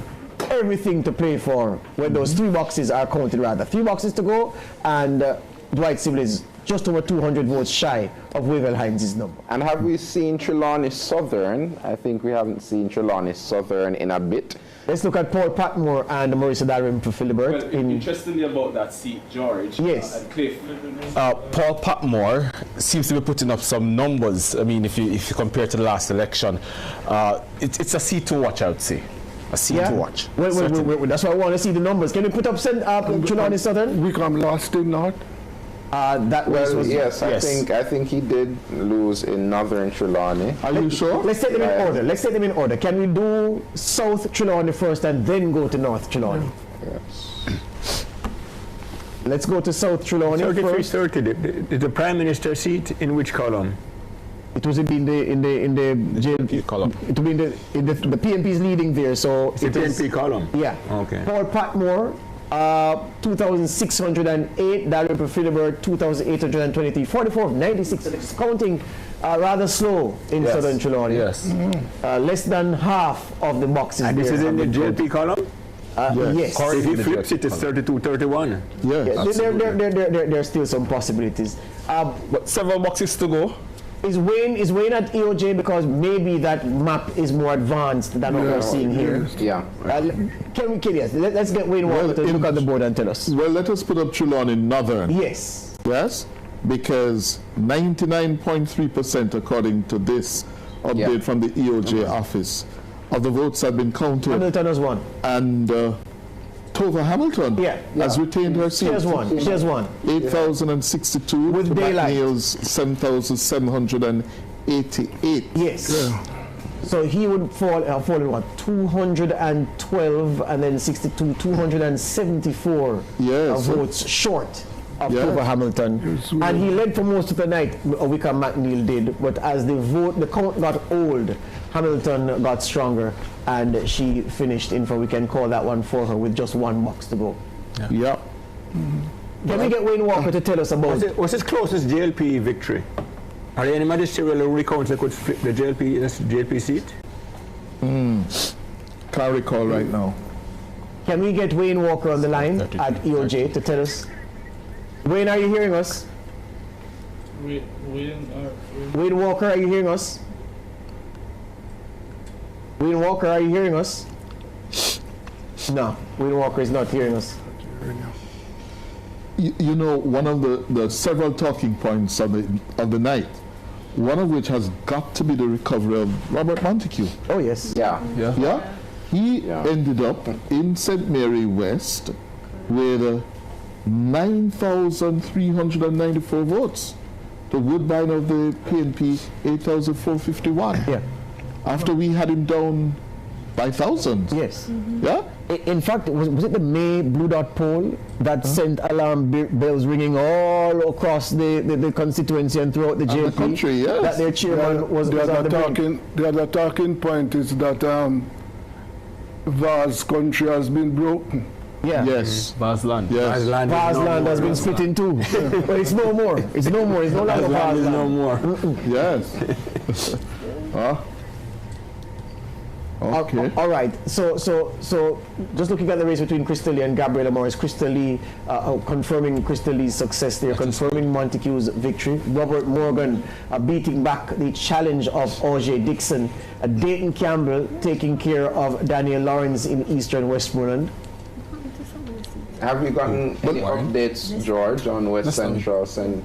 Andrew? No, which is why we're trying to get Wayne to tell us if the board has shifted. Yes. Wayne, are you hearing me? Wayne Walker? Wayne Walker, are you hearing us?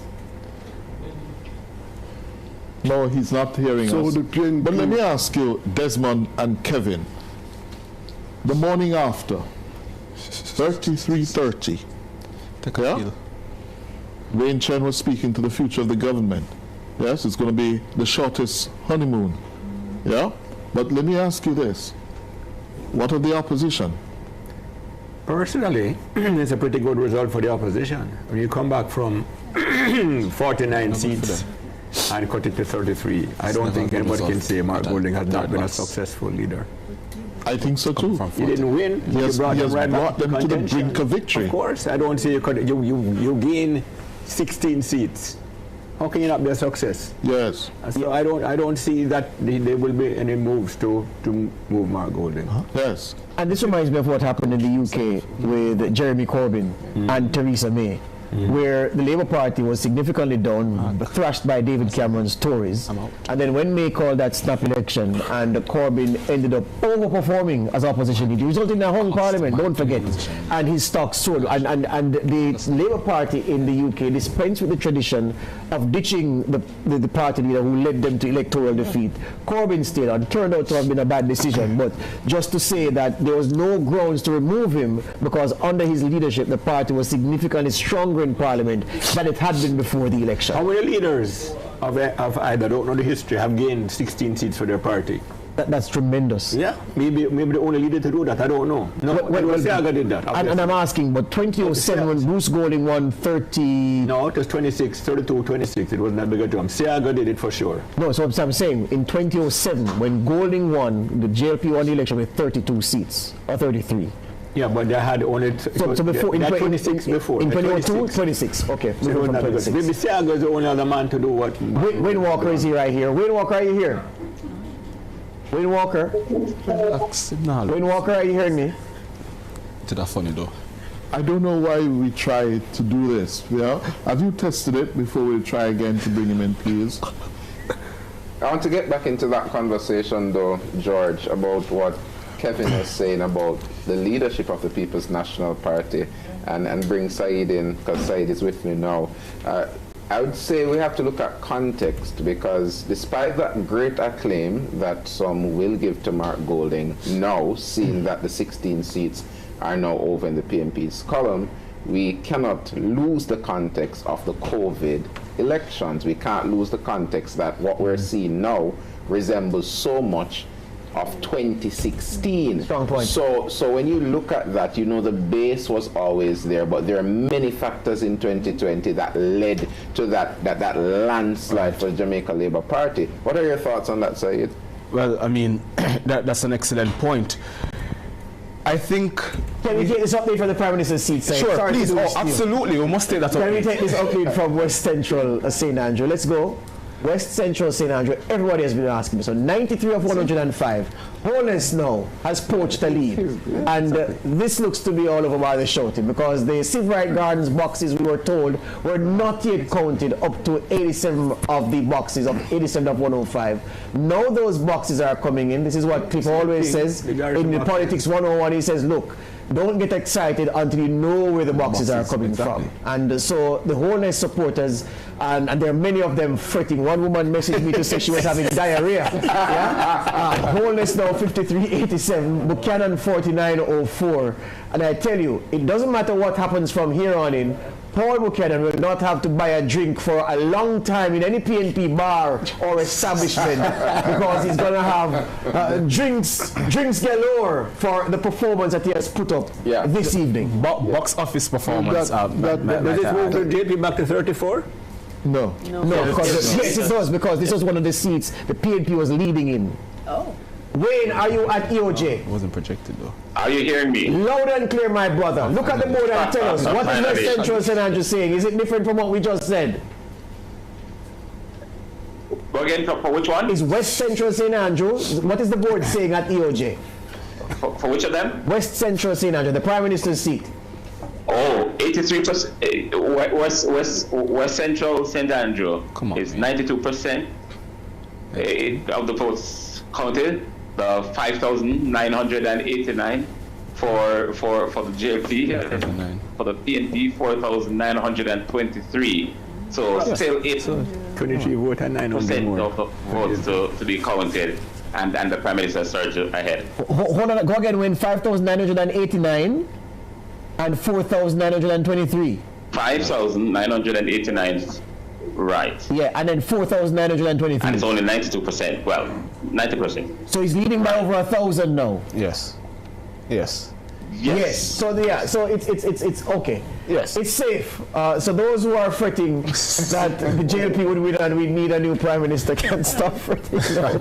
I mean, it does make for good box office. Go ahead, Wayne. It looks like he's leading by 1,066 thereabouts. Okay, what I want to know before I give it to Saeed and Suel and Sandre, the S's, let me ask you this, Wayne.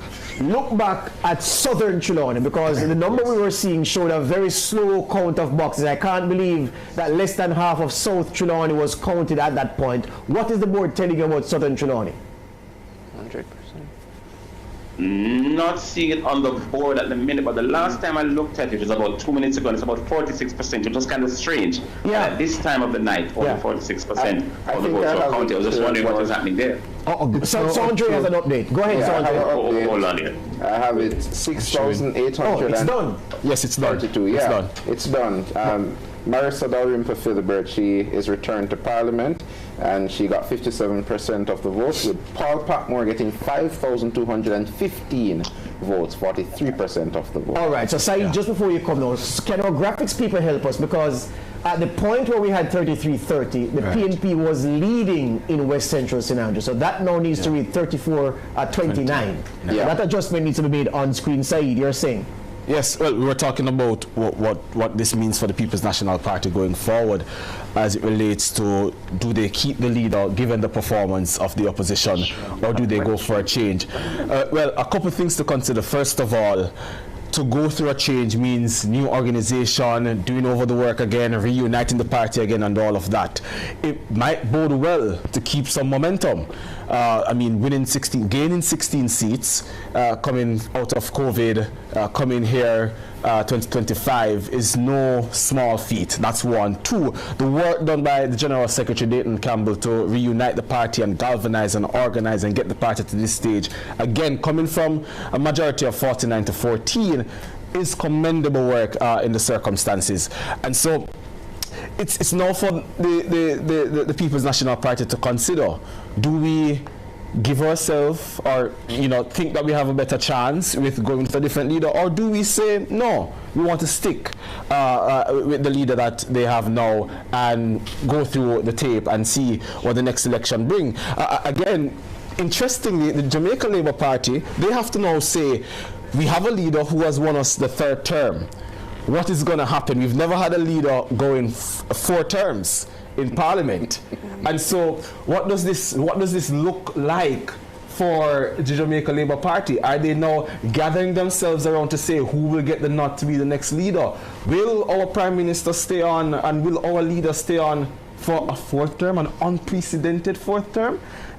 Again, if depending on how that plays out with the Jamaica Labour Party, the People's National Party might want to, give it a look to see, do we then prey on the fight that might happen in the Jamaica Labour Party for the next leader or the new leader to come, or do we, hold steady and see what comes to the fore?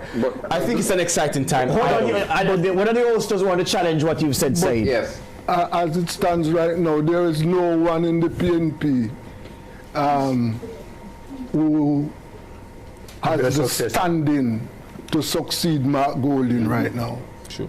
No one there. That would be my successor. And based on tonight's performance, it would be foolhardy for the PNP to think of changing leaders right now, because what Mark has done, Mark and his team has done for the party, is something that what they must try and do is to consolidate this and work towards getting the government in the next election. They couldn't be thinking of changing leaders right now. That wouldn't be. And I don't see anybody in the PNP right now who has, as I said, any credibility to challenge Mark Golding for leadership. I get that point of view, but there's also another school of thought when it comes to how Mark Golding became the president of the People's National Party. He was elected. Yes, he was elected, but we all know the circumstances prior, where Mr. Bunting would have lost his seat. He was the presumptive president at the time. So, no, but we have to remember that. No. Because notwithstanding the circumstances, yes, Peter Bunting was supposed to be the apparent hero, as they'd call it. But Mark Golding went as someone, one, who nobody thought would do well as leader, two, who himself, a lot of people think, he did not even see himself as being a front runner, the man at the helm of the show. Notwithstanding all of that, I think it actually makes the case, agreeing with, I won't call him oldie, but Desmond, to say that he has shown that he has the mettle. And let us not forget, what was the sentiment after the leadership debate when between Mark Golding and Andrew Holness? What was the sentiment that came from that? He won the debate. He won the debate, yes, but more than that, a lot of people saw a prime ministerial Mark Golding. A lot of people, even on social media, who said that, they just could not envision a Prime Minister Mark Golding.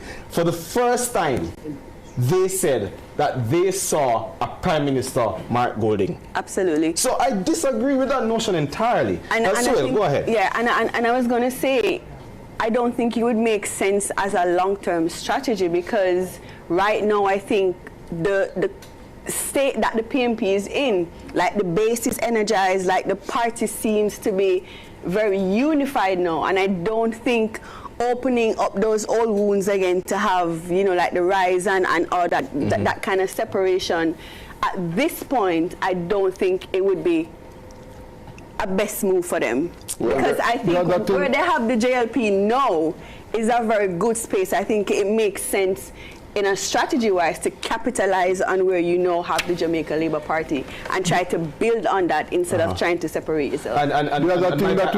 Before I come to you, because I want to get your views over there as well on this. A benefit of COVID to the incumbent government, with the several factors at play, was that they were able to echo out this supermajority that allowed them some buffer. We talk about financial buffers all the time. It allowed them a political buffer to withstand the momentum of a Mark Golding-led PNP. What do you think? That's one. Well, we had COVID, and the government at the time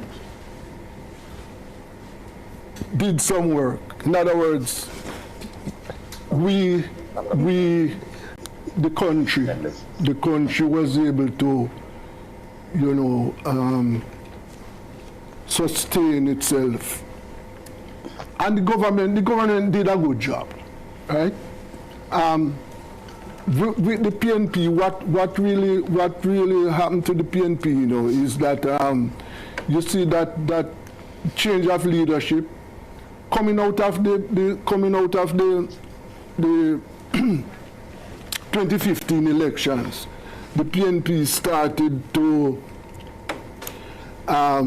whittle changes. For example, one of the things that people are still asking, well, people are asking me, what happened to Sister P? Right? So the point I'm making is that coming out of the 2015 elections, the PNP started to whittle away. And of course, the leadership changes divided the party. So that gave the JLP, the JLP capitalized on that because they had a weak opposition. And as we know in Jamaica, a divided opposition can't win an election. Well, it has not won an election while it is divided, right? So I would say that I would say that yes, the government benefited from the way it handled COVID and the division in the opposition. Government benefited from that. But one of the points that we must raise now, the JLP has won this election. What the cabinet is going to look like? We need to get into that conversation, but I'm hearing the producer say that we're going for a quick break, and then we come back to that very important conversation. So we're going for a break. Stick with us.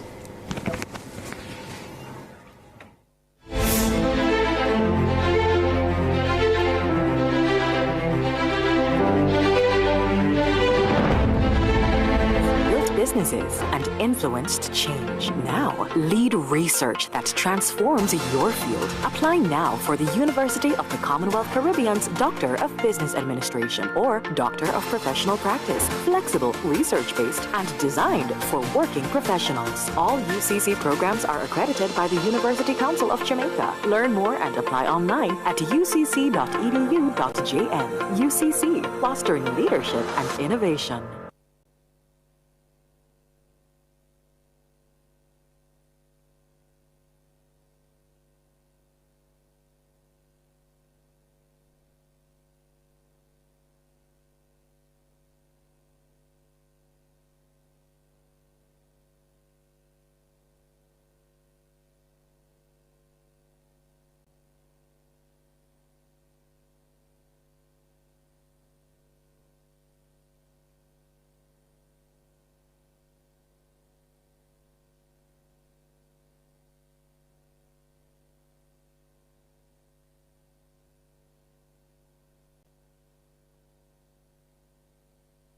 Don't wait until it's too late. Secure your vehicle and protect your peace of mind today.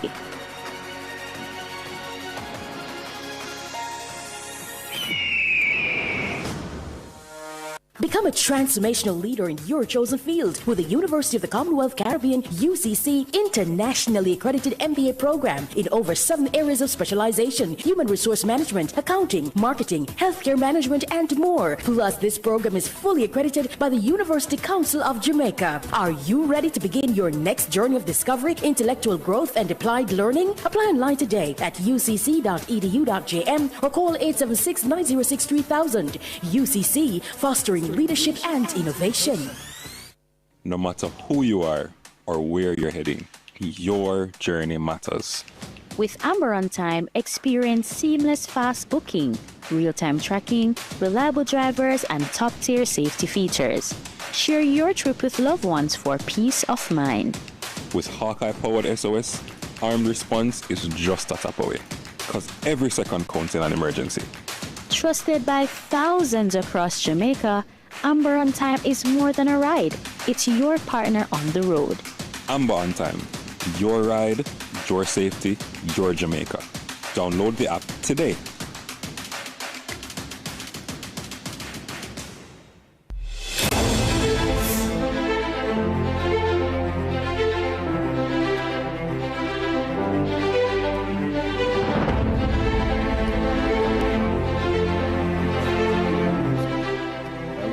welcome back to Nationwide's coverage of the elections and the result. Race to 32. The JLP breached the 32 barrier. They have 34 based on the preliminary count. The PNP 29. And it looks as if that's the result that will hold, because there is no seat that is outstanding that will materially affect the makeup right now of 34-29. That's to come. That's to come. May we also say, Asandre, Swell, and Saeed, that Dr. Horace Chang, I know there's a question you want to come back with, and I know you note that question, but I want to put this in the mix. Dr. Horace Chang, as General Secretary, the number of elections he has won, because we tend to forget the local elections. He's won 2 of those, November 2016 and then February 2024. And you add 3 general elections to that, 2016, 2020, and now 2025. It would be remiss of us not to acknowledge his work in a very, very difficult chair, not only as General Secretary, because unlike Dayton Campbell, who had the freedom of the General Secretary's role to be the real CEO of the PNP, Chang had the Ministry of National Security to manage as well. Yeah, I want to come in on that, George. When you look on the work of Dr. Chang as Gen Sec, we do have question marks. Why do we have question marks? We have question marks because, of course, a lot of people across the country are saying the JLP took a while to get themselves together and ready for this election. But despite the fact that those question marks exist, there are some key areas where a particular move was made, and you saw that it was a chess move. You realize that with Audrey Marks coming into that seat in Manchester, that was a chess move. You saw what happened when there was some kind of tussle in the St. Andrew seats, and you saw where, you know, Chang stepped in, and the party kind of kept that united front. So the electorate, the perception is always important in politics. So the electorate would have looked at that and said, they are still united. So you give Chang his kudos. You give Chang his kudos for staying the course, being in the chair. Some people might not agree with his methods, but of course his methods has worked for the Jamaica Labour Party. It has brought them to victory, and it has brought them to victory again. Maybe not exactly the victory they probably would have planned out or penciled out or put on their whiteboard, but it is a victory nonetheless, and an unprecedented victory.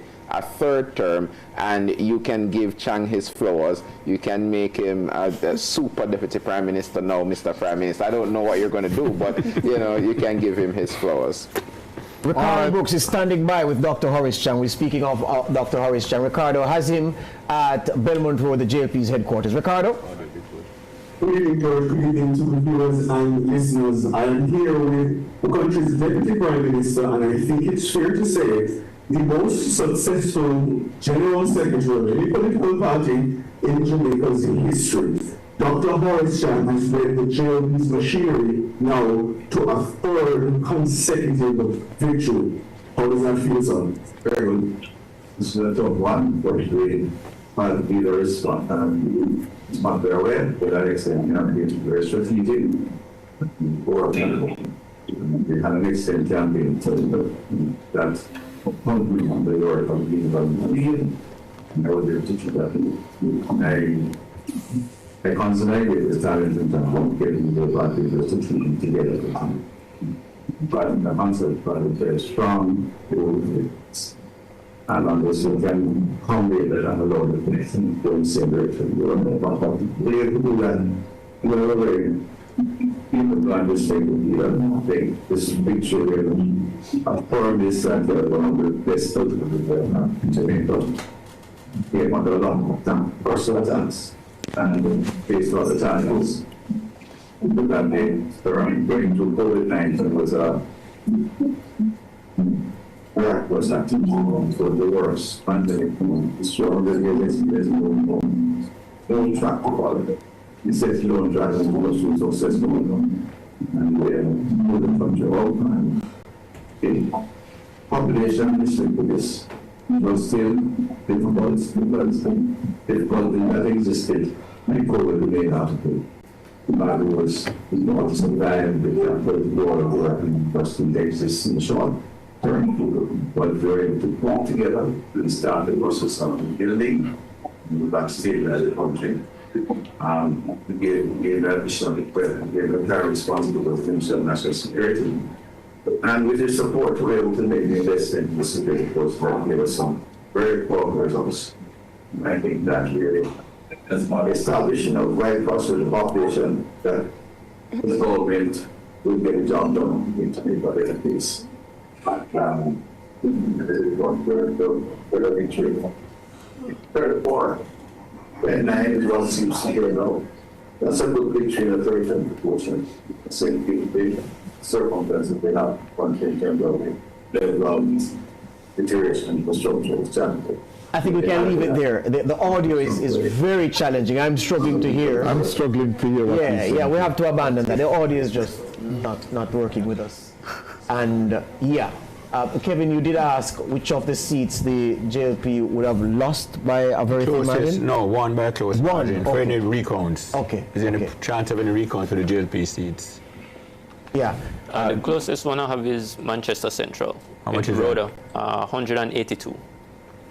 He's talking about single, double digits. But that's a close. That's something that Said and myself, I'm pretty sure we have some interest in Manchester Central, and here's why. A lot of persons were looking at Manchester Central and thinking that seat was just because of COVID. Yes. But there's a trend in that seat that a lot of persons weren't looking at. If you look at the trend, you look at Danville Walker when he contested, it was razor thin. It was pretty close. So if the work that Rhoda Moy Crawford posts on her social media is true, if it is to be believed, I am guessing that she would pick up some votes somewhere along the line. And that is where that 182 you said it was? Yes, that's where that 182 would possibly come from. But I think what we should be looking at, though, what was the vote tally she polled in 2020? All right, one sec, let me get that for you. She polled just over 8,000, almost 9,000. She didn't make it to 9,000. No, she didn't make it to 9,000. 8,140. Yeah, exactly. She pulled those votes. Almost 1,000 more. The key point. Yeah. She increased her vote count by almost 1,000 in this kind of environment. Yes? And I think that is where her political credit should be tagged. True. Yes. In 2020, 2,000 and still got 6,989. Increased 1,000. And the PNP vote went up from what to what? Like 2,000. 6,989. Yes. And it is now 8,916. So the PNP went up 2,000 votes count, but she went up 1,000. I tell you, she is proving to be a political infighter. Cliff, she has established herself on the scene as a politician, not just for now, but for the future. Yes. Because in order to win that seat, to then retain that seat, that says she must be doing something right for the people of Manchester. And remember, the PNP boasted that they had regrouped around Mitchell. Skeng was on board. Skeng was on board, and she fought that off. Can I say something too? When it was close. And tell us you're from Mandeville. Right. When it was close, somebody who knows Mandeville well say, yeah, she look ahead now, she's going to look at Belfield, don't come in yet. She's established, the PNP established like almost a garrison like one of Belfield. And she broke that. Yeah. She gets votes out of Belfield late. Because formally, you'd see 2007, Sally Porteous was leading, and then a wall of votes came down. So usually the late swing goes to the PNP because of Belfield. Rhoda has clearly changed the map.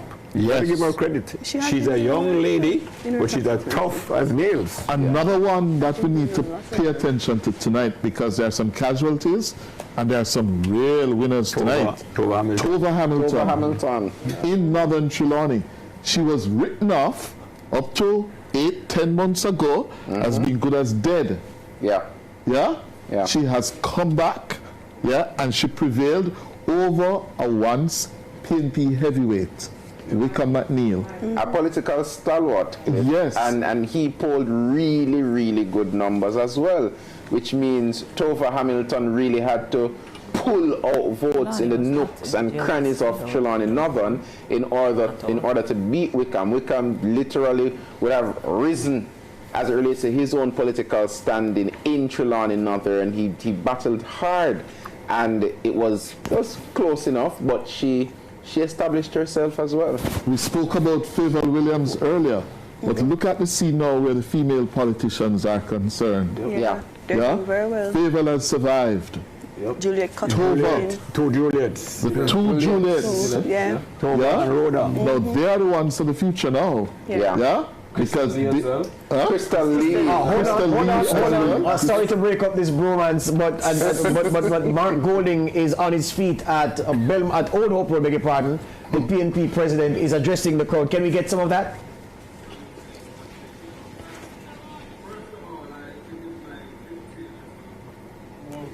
Not hearing it.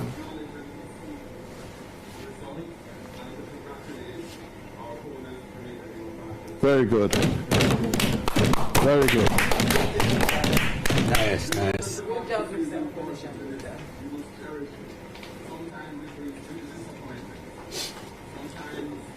Very sobering. I think Mark should stay.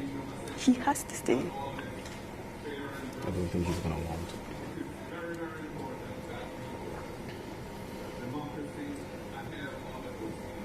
Wonderful. Excellent. Wonderful. Mm-hmm.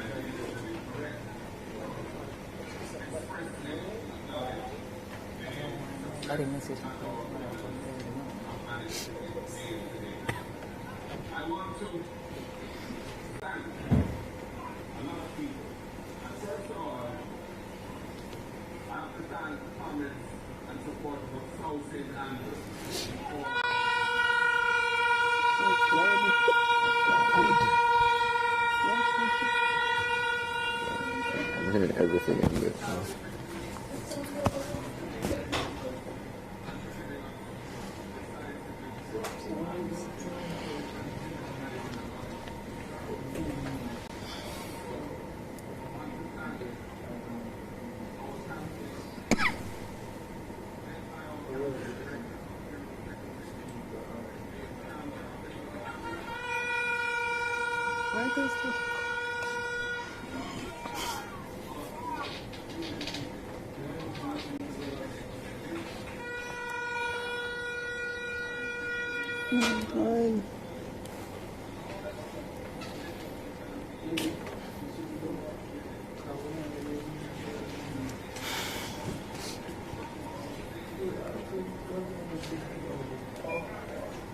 Why the volume so low? Why the volume low, sir?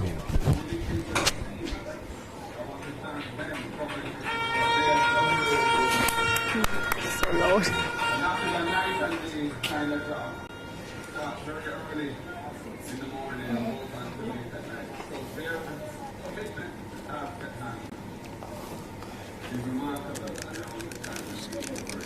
All of our candidates who ran in this election and their campaign team, I want to thank them for their efforts, for their commitment to the country, to the democratic process. I want to, of course, congratulate who have been successful tonight. And we are more than just tonight. They won't rap until they get that performance. Oh my God. And for those who are not first, they still committed themselves extremely well. And I want to say that this was a wonderful That's from Matang. demonstration of the maturity of Jamaica's political process. No. Close before election, without Great speech, Mark. any violence to speak of. And, we will Not her. ourselves a round of applause. Such a good speech. Yes. He wrote it well. This was a well-written concession speech. It wasn't written.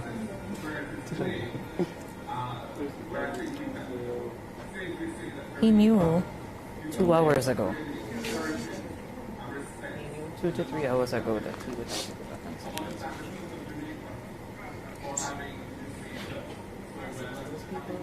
Nationwide posted it. And if you see people in the comments, what up on the mountain, all this stuff, it's too early.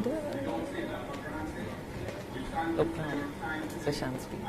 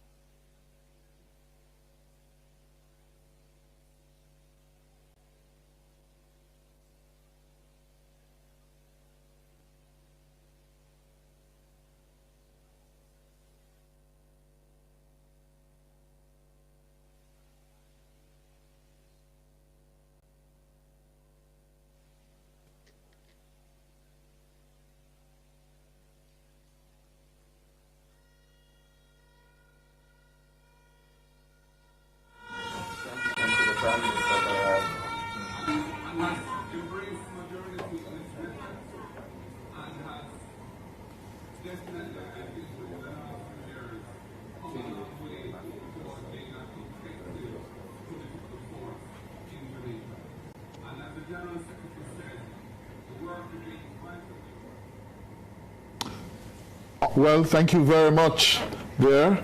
Mark Golding, I thought, made a very, very good speech. He would have gained kudos in those 5-7 minutes in conceding and conceding with grace and statesmanlike behavior. He commended the democracy. And it's a point you were making earlier, Kevin, that listen, we tend to beat upon ourselves as a democracy. But which other country, there are very few other countries, would have had a close election tonight, less than 2 percentage points separating the winner in the popular vote, 5 seats separating them in the parliamentary majority, and that kind of speech coming from the opposition leader. This democracy is in good health, yeah? And Mark Golding did himself and his party proud in those 7 minutes. Excellent. Absolutely. Excellent. And George? Oh, for sure, for sure. I was listening to him, and the vuvuzelas were challenging, but you could see him master of his emotions in the moment. And I've said publicly, and many people have berated me, I've said that personally, I like Mark Golding. I've gotten on well with him. I remember in my days as PHA president in COVID, we played a charity cricket match, and I got to get a little bit closer to him than the regular journalist would. And I quite like the man. I respect his intellect. One of the best interviews I've been on, been a part of in my time as a journalist. He was one part of that interview. I'll never forget it. And so he's a man that demands respect, and I thought it was a classy speech. Let's go to Belmont Road, where Andrew Holness is addressing the crowd.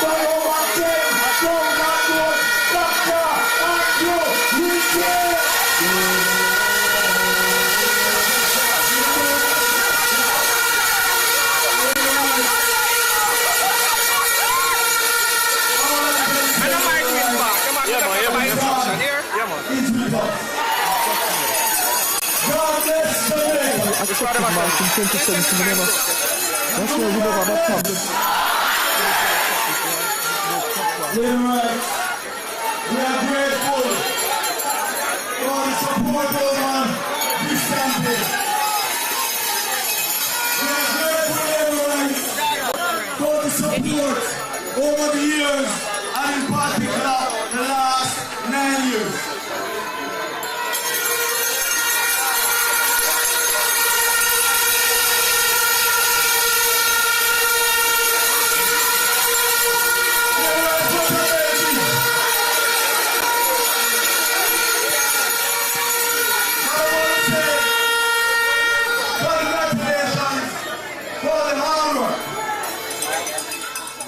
We are going to go back to Belmont Road when the Prime Minister begins his victory speech this evening, but just to canvass the views of Kevin, Desmond, Mark Golding's concession speech. Wonderful speech, one of the best concession speeches I've heard. He celebrated the people. Mr. Golding, lose the fake patois. You're statesman-like, people love that. The debate and here, people don't like the fake patois. But I'm going to say this, isn't it remarkable? Mark Golding is a full white man, not even part like Siaga and Manley. Michael had little non-white blood. Full British Jew in a 90% black country. And it's not even thought worthy of debate. It's not even an issue. Nobody cares. It is remarkable.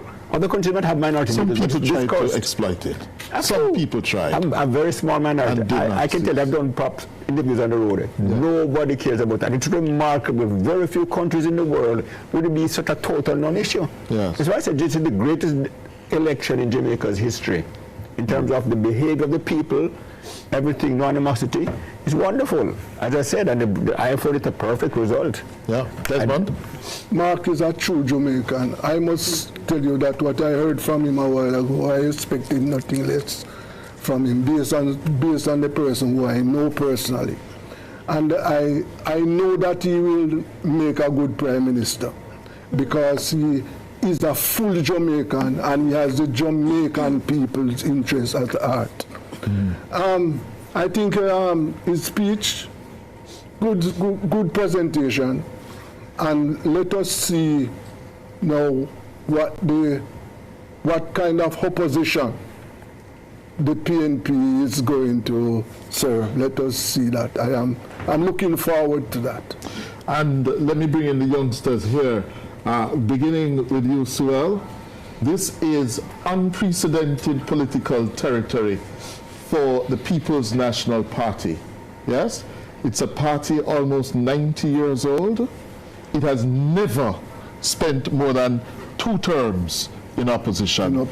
This is completely new territory for it. The most it has spent, as I said, 10 years in opposition. Now it is looking at the prospect of 14, 15 years in opposition. Yeah? Now, will it survive? Yeah, will it consolidate, as Desmond Richard says, or will they break out into internal strifes again? Yeah, I preempted you with that long preamble. What did you make of Golding's speech? I think his speech was really good. I think the first thing I noticed was his tone. He had a very not necessarily somber, but his tone was more of, you know, yes, I did well, yes, I know we did well, but this is what the reality is. I know we have to move forward. And I think I appreciated coming in with that. I think when he congratulated the Jamaica Labour Party, I think he got points for that too. He spoke very clearly, about thanking the base, thanking the members of the party coming out to vote. He thanked, like the persons who ran the campaign, all the MPs and things like that. And I think he spoke to the future as well. And I think from where he sits, I think, as I said before, it makes sense they hold steady now and try to build on what they have. Because I think from where they're coming from in 2020 and that entire journey leading up to this point, I think the PNP also won tonight. They didn't win the election, but I think they won something.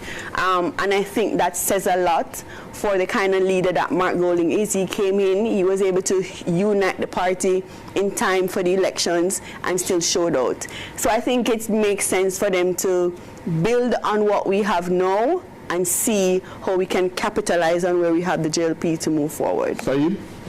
Well, put it this way.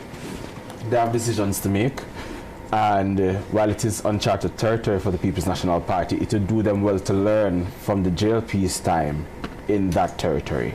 The JLP is in uncharted territory. We're getting a historic third term, but they can learn very much from what happened with the JLP during P.J. Patterson's time, and how long it took them to get out of that. What I will say is politics is a cycle. And if you follow the politics time and time again, you recognize that if you study the cycle, then you will know what to do and what not to do in order to get the best success out of it. So there are decisions to make, but long and short of it is learn from the cycle of the JLP when they were in opposition in the wilderness for that time period, and they'll be good to go. So Andre?